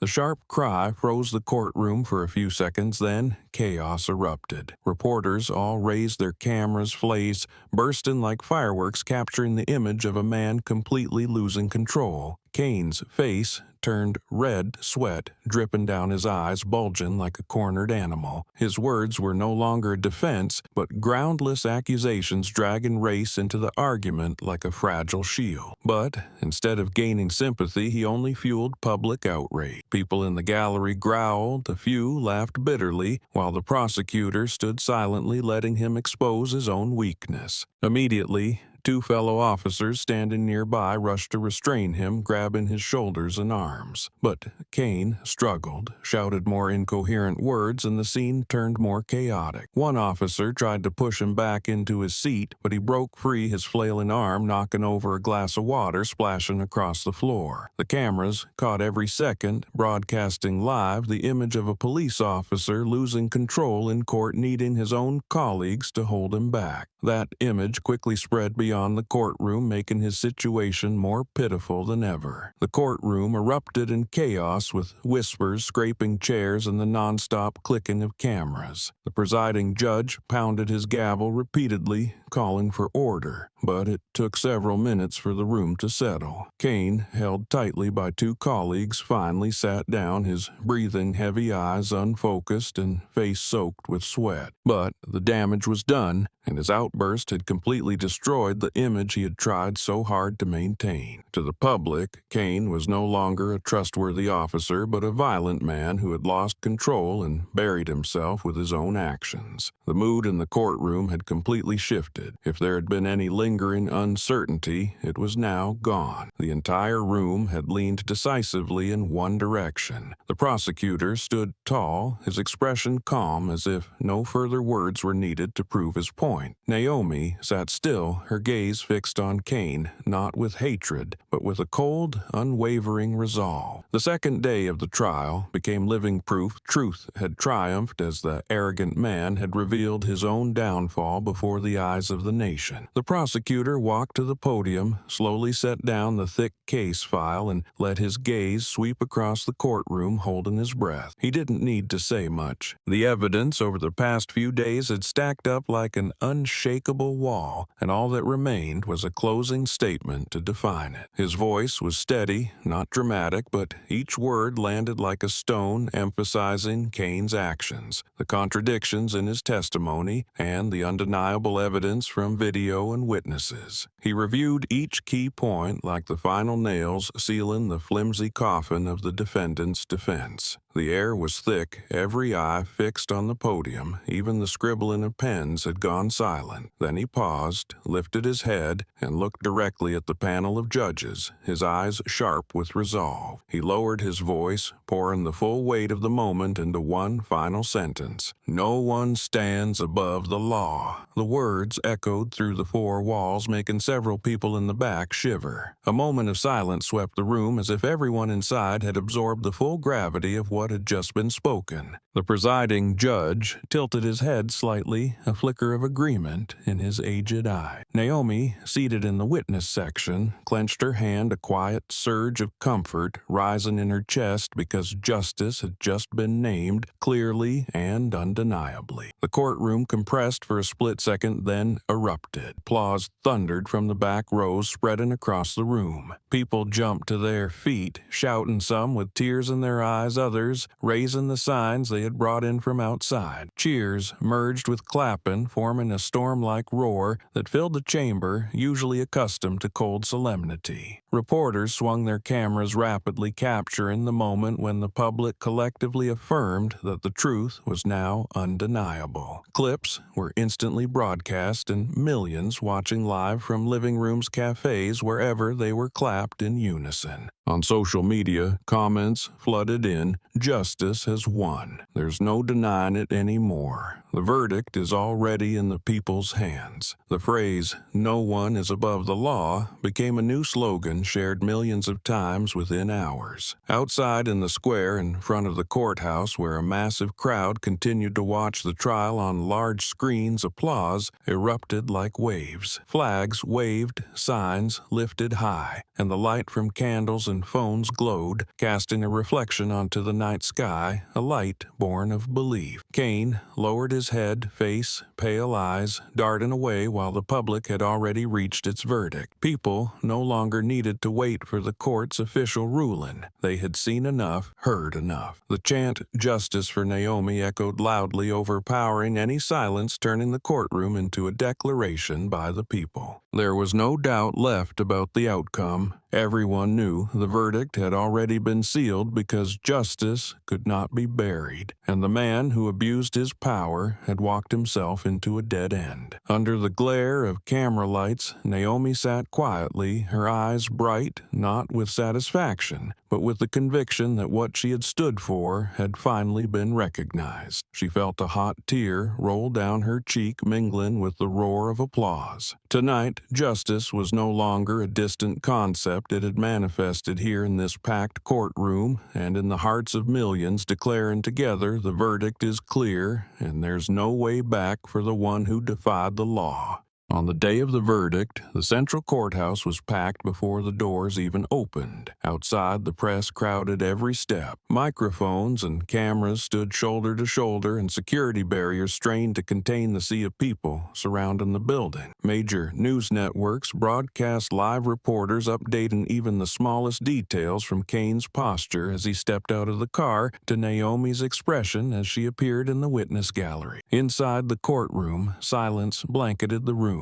Every spectator seat filled the tension so heavy that even a sigh echoed. All eyes turned toward the high bench where the presiding judge was about to speak, because everyone knew this moment would become history. The presiding judge, who had maintained absolute solemnity throughout the proceedings, slowly stepped up and struck the gavel 3 times. The sharp sound echoed, making the entire room tremble. He opened the thick case file, speaking slowly and clearly, each word cutting through the still air. He recounted the events, listed the presented evidence from the video footage and lip-reading analysis to the consistent witness statements. He spoke of Kane's actions, the contradictions in his defense, and his loss of control during the trial. None of it needed further emphasis, as everyone present had seen it unfold. As he paused and lowered his gaze to read the final lines, the courtroom held its breath, the hearts of thousands beaten to the same tense rhythm. Then the judge's voice rang out, firm and beyond doubt. The defendant, Bradley Kane, is found guilty of assault and abuse of power. Each word landed like a hammer blow, heavy but final, ending the days of controversy. The room remained silent for a beat, then exploded. Applause, cheers, and sobs merged into an unstoppable wave of emotion. Some people cried, many stood up with arms raised, affirming that justice had finally been named. The light from hundreds of camera flashes swept across the room, capturing the moment. Kane sat, slumped, his face, pale eyes avoiding contact, as applause rang around him like bells tolling the inevitable. Reporters rushed out, keyboards clattered, and breaking news spread worldwide within minutes. In the square outside, where thousands had been watching the trial on giant screens, the crowd erupted in cheers, flags and banners flying, people embracing through tears. The air felt like both a festival and a sacred rite, as if everyone there knew they had just witnessed a turning point. A young woman raised a candle and whispered, "We weren't useless." That small sentence merged into the growing chant, "Justice for Naomi," repeating until it felt like even the sky was shaking. Inside the courtroom, Naomi sat in silence, her eyes fixed on the presiding judge. She did not smile, nor did she show any satisfaction. She simply closed her eyes gently, allowing the feeling of relief to spread through her body. Everything she had endured, the contemptuous stares, the humiliating punch, the eruption of public outrage, had converged in this moment. She understood that the sentence given to Kane could not erase the pain she had suffered, but it stood as proof that truth could prevail, that justice still had a place. When she opened her eyes, the steady gaze returned. She knew the road ahead would still be full of challenges, but her belief had been affirmed. Kane was a scorer escorted out of the courtroom, slumped over, stripped of any pride once worn by a man who had dared to challenge the entire system. Camera lights followed him, capturing every heavy step, as if each one was a sentence in itself. Meanwhile, Naomi stepped outside into a sea of candlelight applause and congratulatory words. She did not need to say anything more. The verdict had spoken for her. And from that moment on, history had gained a new milestone, a place where justice was reaffirmed, where a woman stood tall against violence and arrogance to remind the world that no one is above the law. The moment the sentence was read, the courtroom erupted. Applause rang out thunderously, blending with cheers, creating a wave of sound so intense it seemed even the thick walls trembled. Many people burst into sobs, shoulders shaken with emotion that could no longer be held back, tears streaming down faces that had been tense for days now, overflowing with victorious belief. Some embraced others, sank to their knees in their seats, whispering prayers as if justice had finally been returned to its rightful place. In the back row, an elderly woman raised both hands, her tear-filled eyes and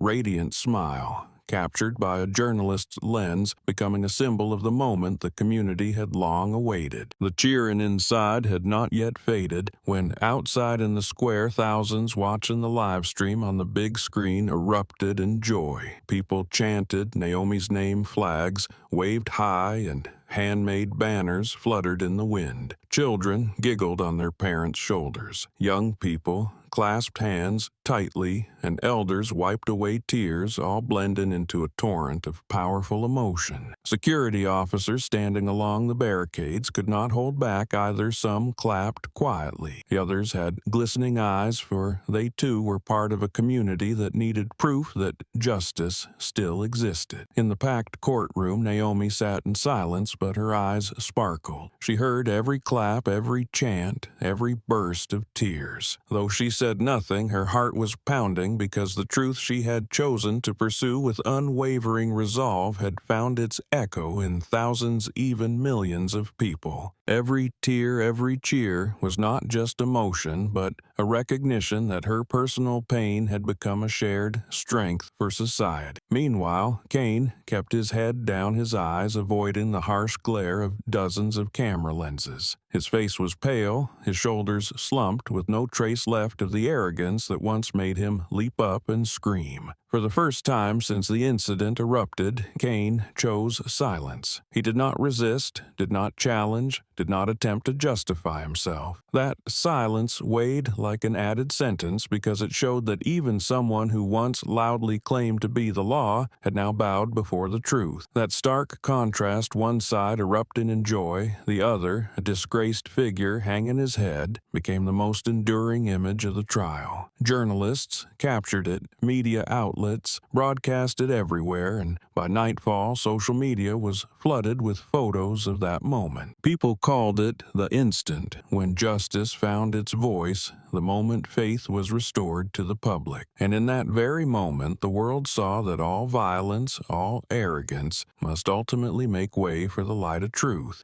In the small suburban house, morning sunlight filtered through the curtains, casting a soft glow across the quiet living room. Naomi sat at her familiar wooden table, a cup of hot tea beside her, steam rising in a gentle haze. She quietly looked at her hands. The swelling had subsided, but the white bandage remained. That image took her back to the courtroom when the lights beamed down and the sound of applause echoed straight into her heart. Naomi remembered every detail, from the punch meant to humiliate to the moment she stood tall, her voice cutting through arrogance like a blade. Those sounds still lingered, as if even this silent room remembered and repeated them with every breath she took. She gently touched her hand, eyes gazing toward the bright window. In that moment, Naomi realized the punch she threw was no longer a personal reaction, not just to protect her own dignity, but to defend the sanctity of the judge's bench so that the millions watching could believe that justice does not bow to violence. She understood that every choice she made had moved beyond the personal, becoming a collective voice for the community. And that punch, small in action, had struck hard at the wall of arrogance built over so many years. Naomi took a small sip of tea, the bitterness spreading across her tongue before giving way to sweetness. She thought about the days that had passed, the sea of people in the square, the tears, the chants. Each person had their own story, but in that moment they had all become part of hers. Naomi realized that courage is never only for one, but a flame lit to guide many. A sense of calm but profound responsibility rose in her, making her sit up straighter, her eyes glowing with a renewed sense of resolve. Outside the window, the small garden was alive with birdsong. Naomi closed her eyes, letting the natural sounds soothe her heart. But inside, the chant, "Justice for Naomi," still echoed, mingling with the applause that once shook the courtroom. She smiled, whispering to herself that she was only one link in a long chain of people brave enough to speak out. That punch had not only affirmed her own presence, but also the existence of millions of voices once silenced. It was a declaration that no force could erase the belief in justice, no matter how power tried to trample it. In that peaceful morning moment, Naomi felt a clear connection between herself and the community. She was no longer alone, because behind her stood a sea of people who had walked with her. Truth was not protected by words alone in court, but by hearts beating in unison. And in the stillness of the morning, Naomi understood that this journey was not yet over, but she was moving forward with firm belief that the punch thrown yesterday had become a symbol for an entire generation demanding justice. Sitting in the quiet room, Naomi gently placed her hand on an old notebook where she had written small notes throughout her career as a judge. She turned each page, looking back at the slanted handwriting from years past, notes on cases, reminders to herself to remain impartial. Then paused at a blank page, her eyes lingering as if recording something that needed no ink to be etched. The punch from that day, along with everything that followed, had now become a milestone. She knew she would never forget a red line marking that justice, no matter how many blows it endured, could still be defended through resolve. She took a deep breath, letting herself feel a rare sense of peace. Justice did not come from the cold words in a legal code. It came from action, from the courage of those who refused to stay silent. She had once believed she was only a small part of a vast machine, but now Naomi understood that one person's action could create a sound loud enough to shake the entire system. When she recalled that moment when the punch landed and every eye turned toward her, she saw more clearly than ever that justice was no longer an abstract idea, but the lifeblood of society. In that moment, Naomi felt as if a door had just opened, leading her into a new chapter of life. That chapter wasn't just for her, but for those who had stood outside in the square, for the tears that fell during the Candlelight Vigil, for the millions of strangers who had shouted her name through their phone screens. Every clap, every tear, every viral post had become the fabric of a new chapter in the story of justice. It wasn't the beginning of vengeance, but the beginning of belief that the system could change. Naomi placed her pen on the blank page,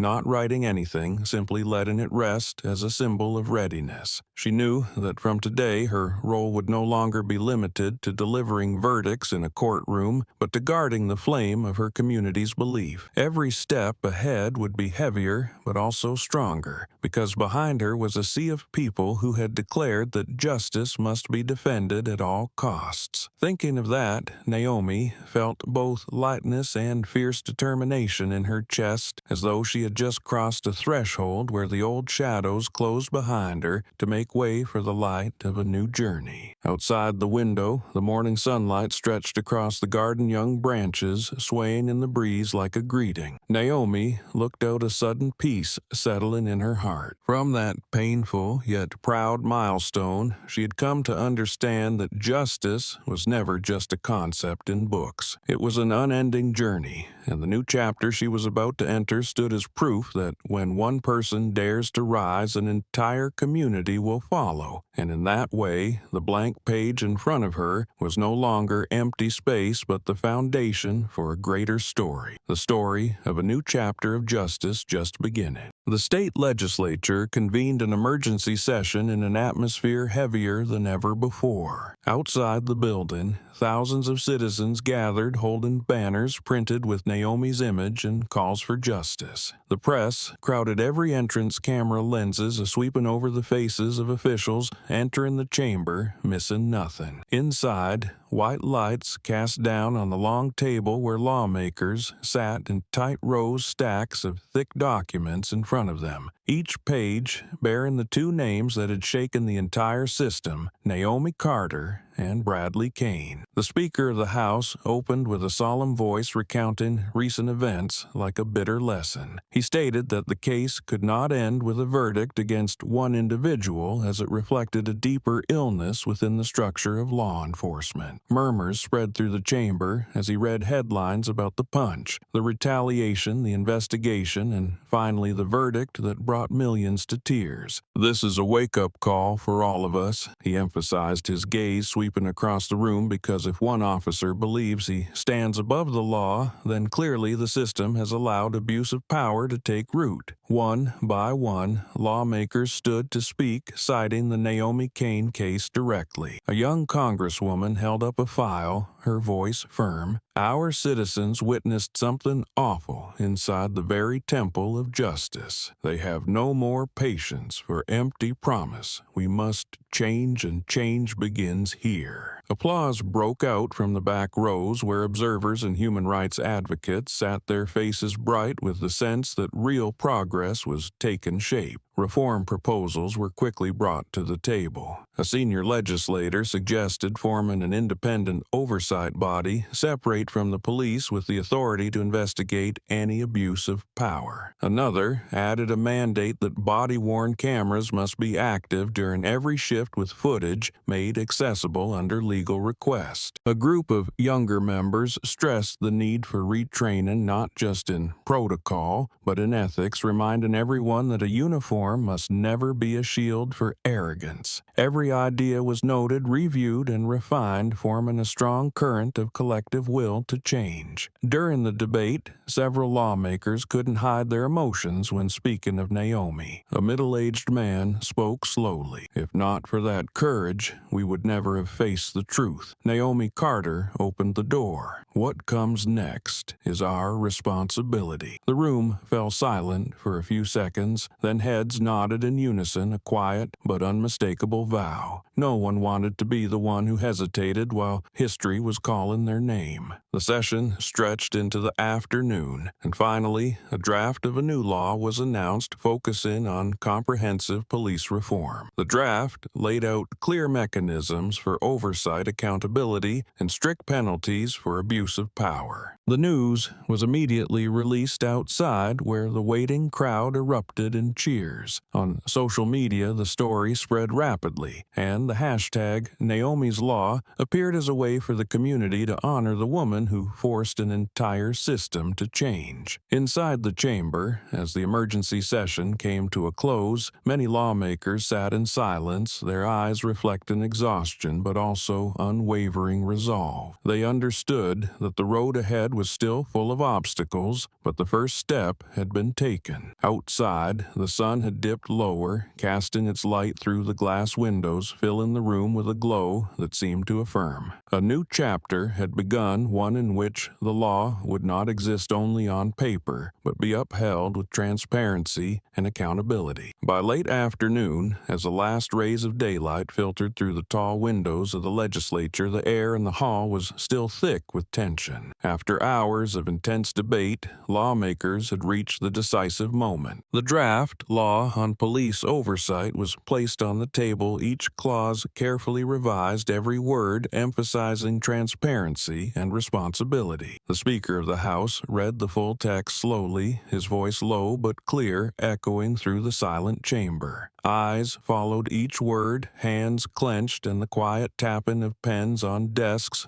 marked the tension. When the final gavel strike declared the law officially passed, the room felt a collective release from the weight of weeks of deliberation. The new oversight law states clearly that every officer on duty must be monitored by mandatory body cameras, with all footage managed by an independent agency. Any abuse of power discovered will result in legal consequences regardless of rank or seniority. A cross-audit mechanism was added, allowing the community to participate in evaluating the transparency of the police force. These were unprecedented measures signaling a deep transformation rooted in the Naomi Carter case. Lawmakers remained seated in a moment of silence, absorbing the gravity of the decision, aware that they had just passed legislation that laid the foundation for a renewed public trust. Meanwhile, outside the gates of the legislature, thousands of people remained from morning until night, eyes fixed on the giant screen broadcasting the session live. When the news broke that the new law had passed, the crowd erupted. Cheers exploded, echoing across the square. Flags waved, handwritten banners shook in the wind. People embraced tightly, some burst into tears, others beamed with joy,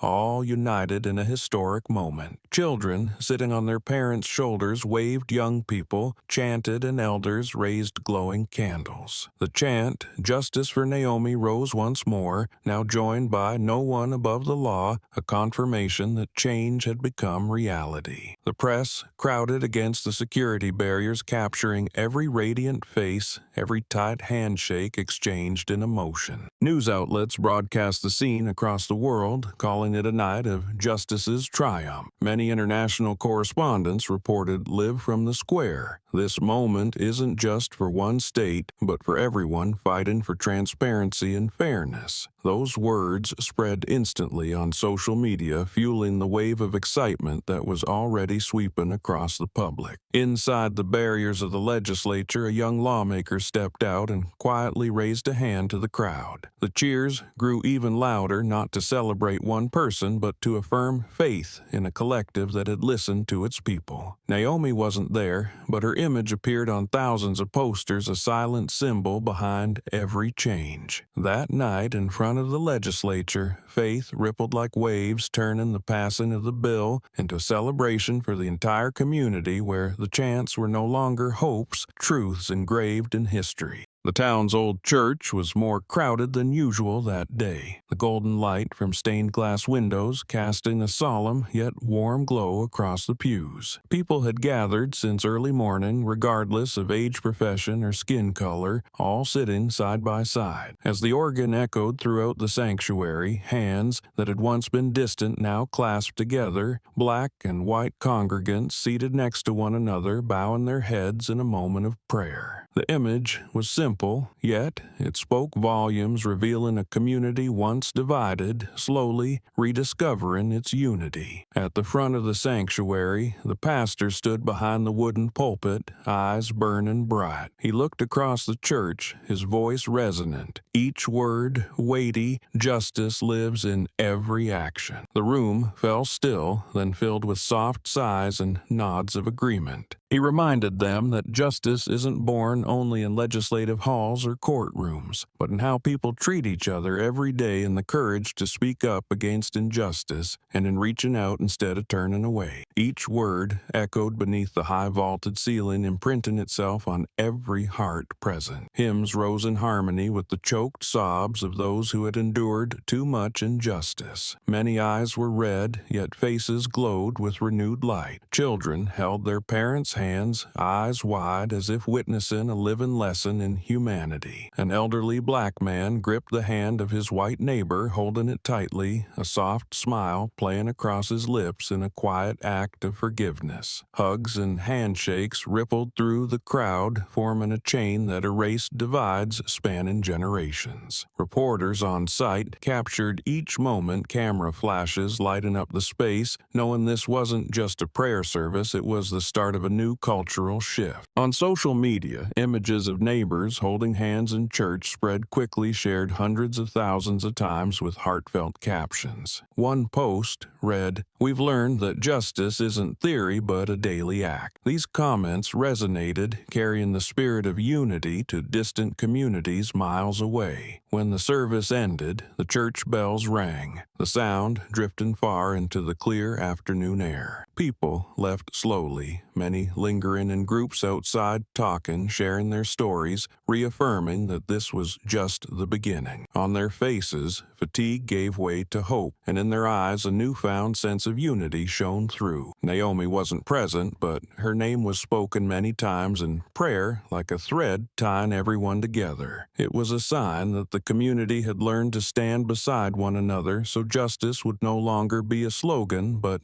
a way of life rooted in humanity and responsibility. After the prayer service, as people lingered in the churchyard, a group of young people stepped onto the steps holding a microphone and asking to speak. They were students, young workers, even high schoolers, their faces still damp with sweat, but their eyes bright with purpose. A girl with curly hair, her voice trembling yet filled with resolve, said, "We witnessed justice being trampled, and we saw a woman who refused to bow down. From now on, our generation will carry it forward, and we will not let injustice repeat itself in silence." Her words brought a hush over the crowd, followed by a powerful wave of applause. A young man continued, his voice firm. "We won't just stand here chanting slogans. We'll learn, we'll act, we'll step into the system to change it from within." Each sentence ignited something in the hearts of those listening, turning the once quiet atmosphere into a groundswell of encouragement. Older adults looked at them, their eyes filled with emotion and hope, as if they saw in the younger generation a promise that the path of justice would not be abandoned. On social media, videos capturing that moment spread quickly. The young speaker's pledges became quoted phrases printed on posters, on t-shirts, and even painted as graffiti on city walls. This generation wasn't just speaking, they were organizing, forming small groups to raise public awareness, hosting community forums, and spreading Naomi's story like a guiding torch. From those commitments, a new culture of responsibility began to take root. People started talking more openly about how each individual plays a role in protecting justice. In schools, teachers used Naomi's story as an example in lessons on ethics and law, emphasizing that every action, no matter how small, can make a difference. In neighborhoods, residents formed independent watchdog groups, not to judge, but to ensure that transparency became a habit, not just a slogan. This transformation was quiet but steady. As children grew up in an environment where people reminded each other about responsibility and transparency, they would learn that justice doesn't live on someone's lips, but in the courage to stand up when it matters. Every church conversation, every youth commitment, every community meeting became a foundational brick in building something new. And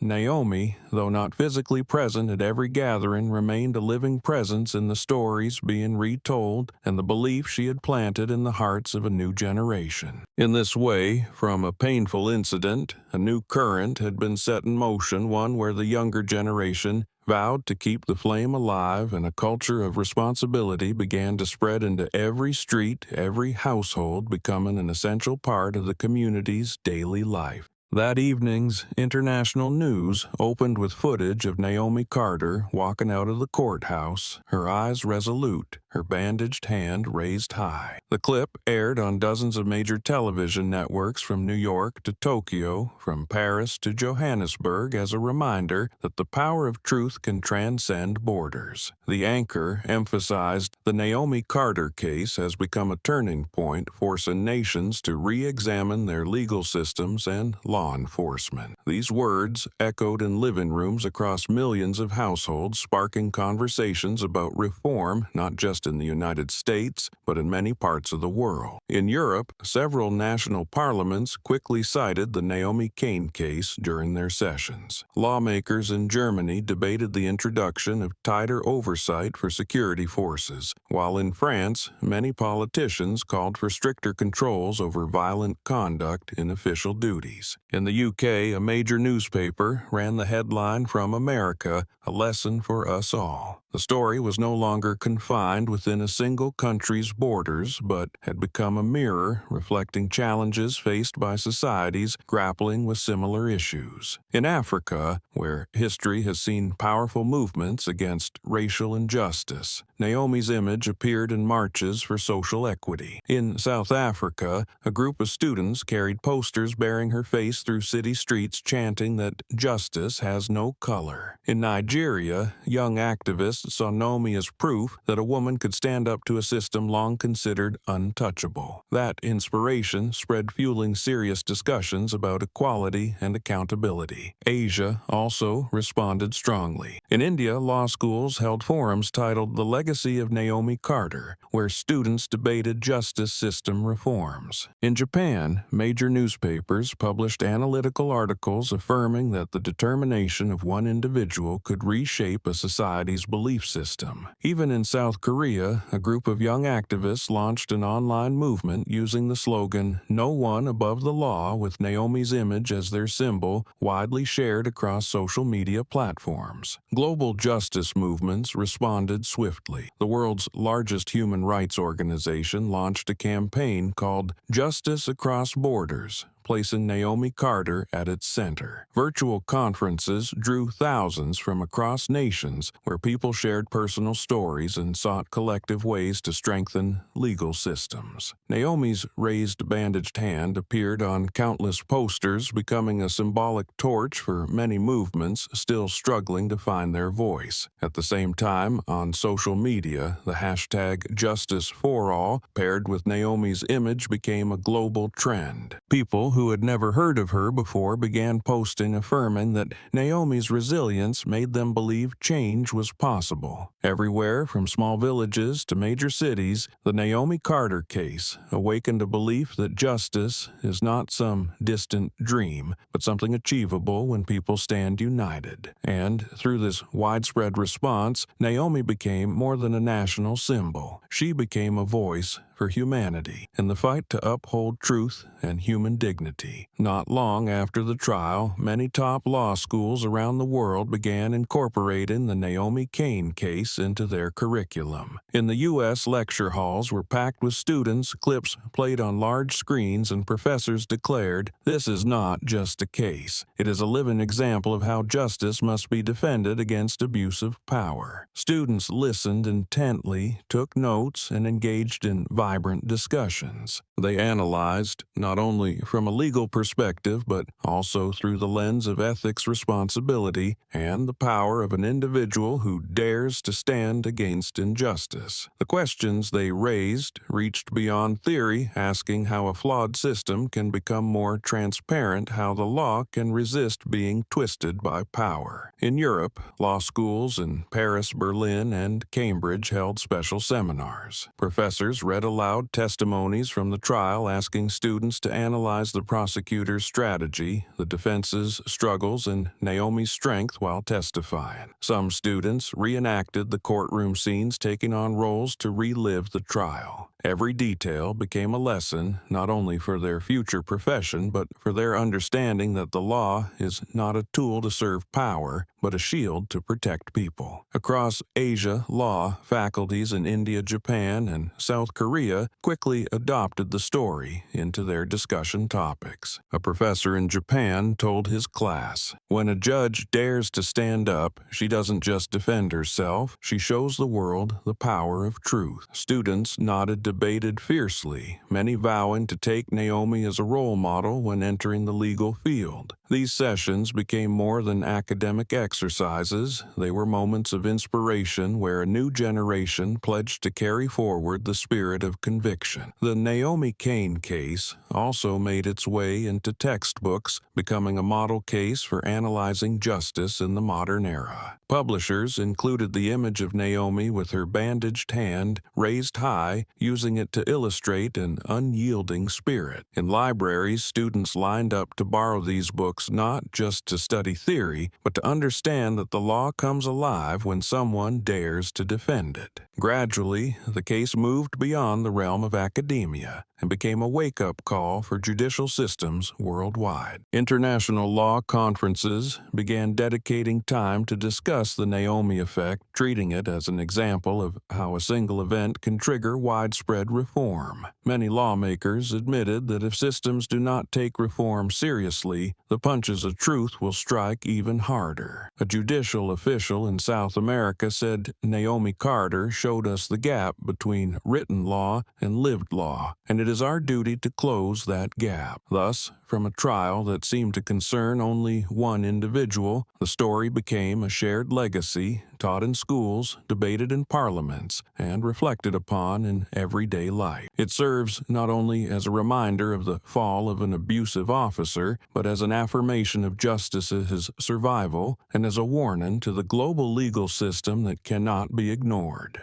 In the grand library of a prestigious law school, the afternoon light streamed through tall glass windows, casting a glow on rows of neatly arranged wooden desks. The soft rustle of turning pages echoed quietly as students sat side by side, eyes fixed on updated textbooks. Printed clearly on the page, the name Naomi Carter appeared linked to the case that once shook the nation. Her image, with a bandaged hand raised and a resolute gaze in the courtroom, was printed in the margins as a vivid illustration of justice. The dry text on the page suddenly felt real, no longer just theory, but the story of a living, breathing person. Students read attentively, taking careful notes, many pausing to exchange thoughts about specific detail. A young man whispered, "This isn't just a lesson on paper. It's proof that the law must be tied to courage." A girl beside him nodded, her eyes shining. Naomi showed us that justice isn't in rigid words, but in the act of standing up. These quiet exchanges echoed throughout the academic space, filling the library with a shared sense of purpose. Groups of students gathered around tables, engaged in lively discussions about the meaning of justice in modern society. They asked whether justice could truly exist if people remained silent in the face of injustice, whether a system could endure without oversight and accountability. Each question sparked intense debate, yet all circled back to a shared recognition that Naomi Carter had become a symbol not just for America, but for the world, proving that truth can prevail if enough people have the resolve to defend it. Professors walked by, listening to the conversations, smiling with quiet satisfaction. They knew what Naomi had left behind extended beyond a courtroom. It had become an educational legacy, teaching a new generation to see the law not merely as written rules, but as a moral duty to be cultivated. The thick case files on the desks no longer felt dry, but full of lessons in perseverance, responsibility, and belief. In the quiet atmosphere of the library, each turned page was like the heartbeat of a generation absorbing a new legacy. Naomi Carter was not physically present, but her name resonated in every conversation and every line of text, in the bright eyes of those preparing to become lawyers, judges, and advocates. She had become an essential part of the story of justice, a reminder that history is not only written in courtroom victories, but by those who dare to turn truth into a voice that cannot be silenced. In the days following the trial, people continued to speak of Naomi Carter, but no longer stopped at the moment she threw her defiant punch. Articles, conferences, and conversations all emphasized that her legacy did not lie in a spontaneous act, but in the truth brought to light under the glare of justice. The punch was only the beginning, the moment that forced the world to pay attention. But her real power came from standing firm and making the system confront the darkness it had long concealed. It was that truth, once revealed, that became the foundation on which society could rebuild trust, giving future generations a reminder that courage can change the course of history. In law school discussions, students no longer focused solely on Kane's actions or courtroom details. They dove deep into the concept of truth and how it shapes justice. One group of young people argued that if Naomi hadn't chosen to break her silence and persistently expose the truth, that Punch would have lost its meaning. It was the unveiling of the truth that shattered arrogance and fueled lasting change. Professors emphasized this point as the core lesson, reminding students that the law only holds value when it's tied to transparency and integrity. Out in society, Naomi's story spread to every corner. When people spoke her name,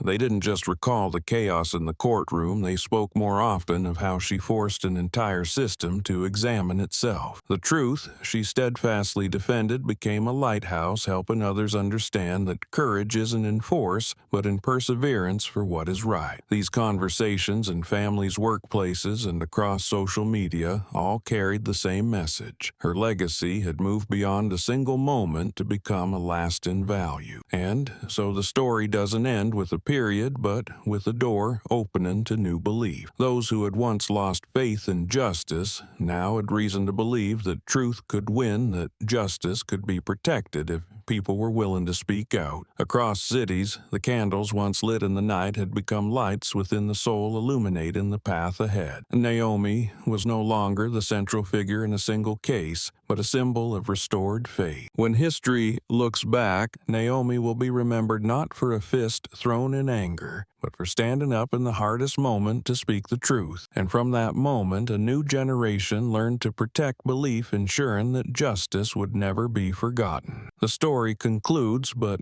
what it began will live on as a lasting reminder that belief in justice, when nurtured by truth, will never fade. In the turbulent journey from the moment Kane threw his punch in the courtroom to the day the final verdict was delivered, the story became a clear reflection of the confrontation between abuse of power and justice. Naomi Carter, with her unwavering resolve, did not choose to retreat in the face of humiliation. She chose to stand tall, to protect her dignity, and affirm that justice cannot be trampled. From that counterpunch in the courtroom, a wave of public reaction erupted. The video spread, the media got involved, and the world began to watch. Every detail proved that one courageous act can open the door to truth. As the investigation unfolded, evidence mounted, and Kane's conflicting statements became the very rope that bound him. Justice came not just from the effort of one person, but from the collective strength of a community, from witnesses who dared to speak, from students who spread the video, from thousands who lit candles in the square. All these forces created an unstoppable current that turned an ordinary trial into a historic turning point, forcing the system to reform and pushing new laws into place to more closely monitor those who hold power. Naomi did not only reclaim fairness for herself, she unintentionally became the collective voice of millions. She turned silence, once a societal norm, into a declaration that no one is above the law. Her legacy is not the punch that shocked the world, but the truth that was exposed,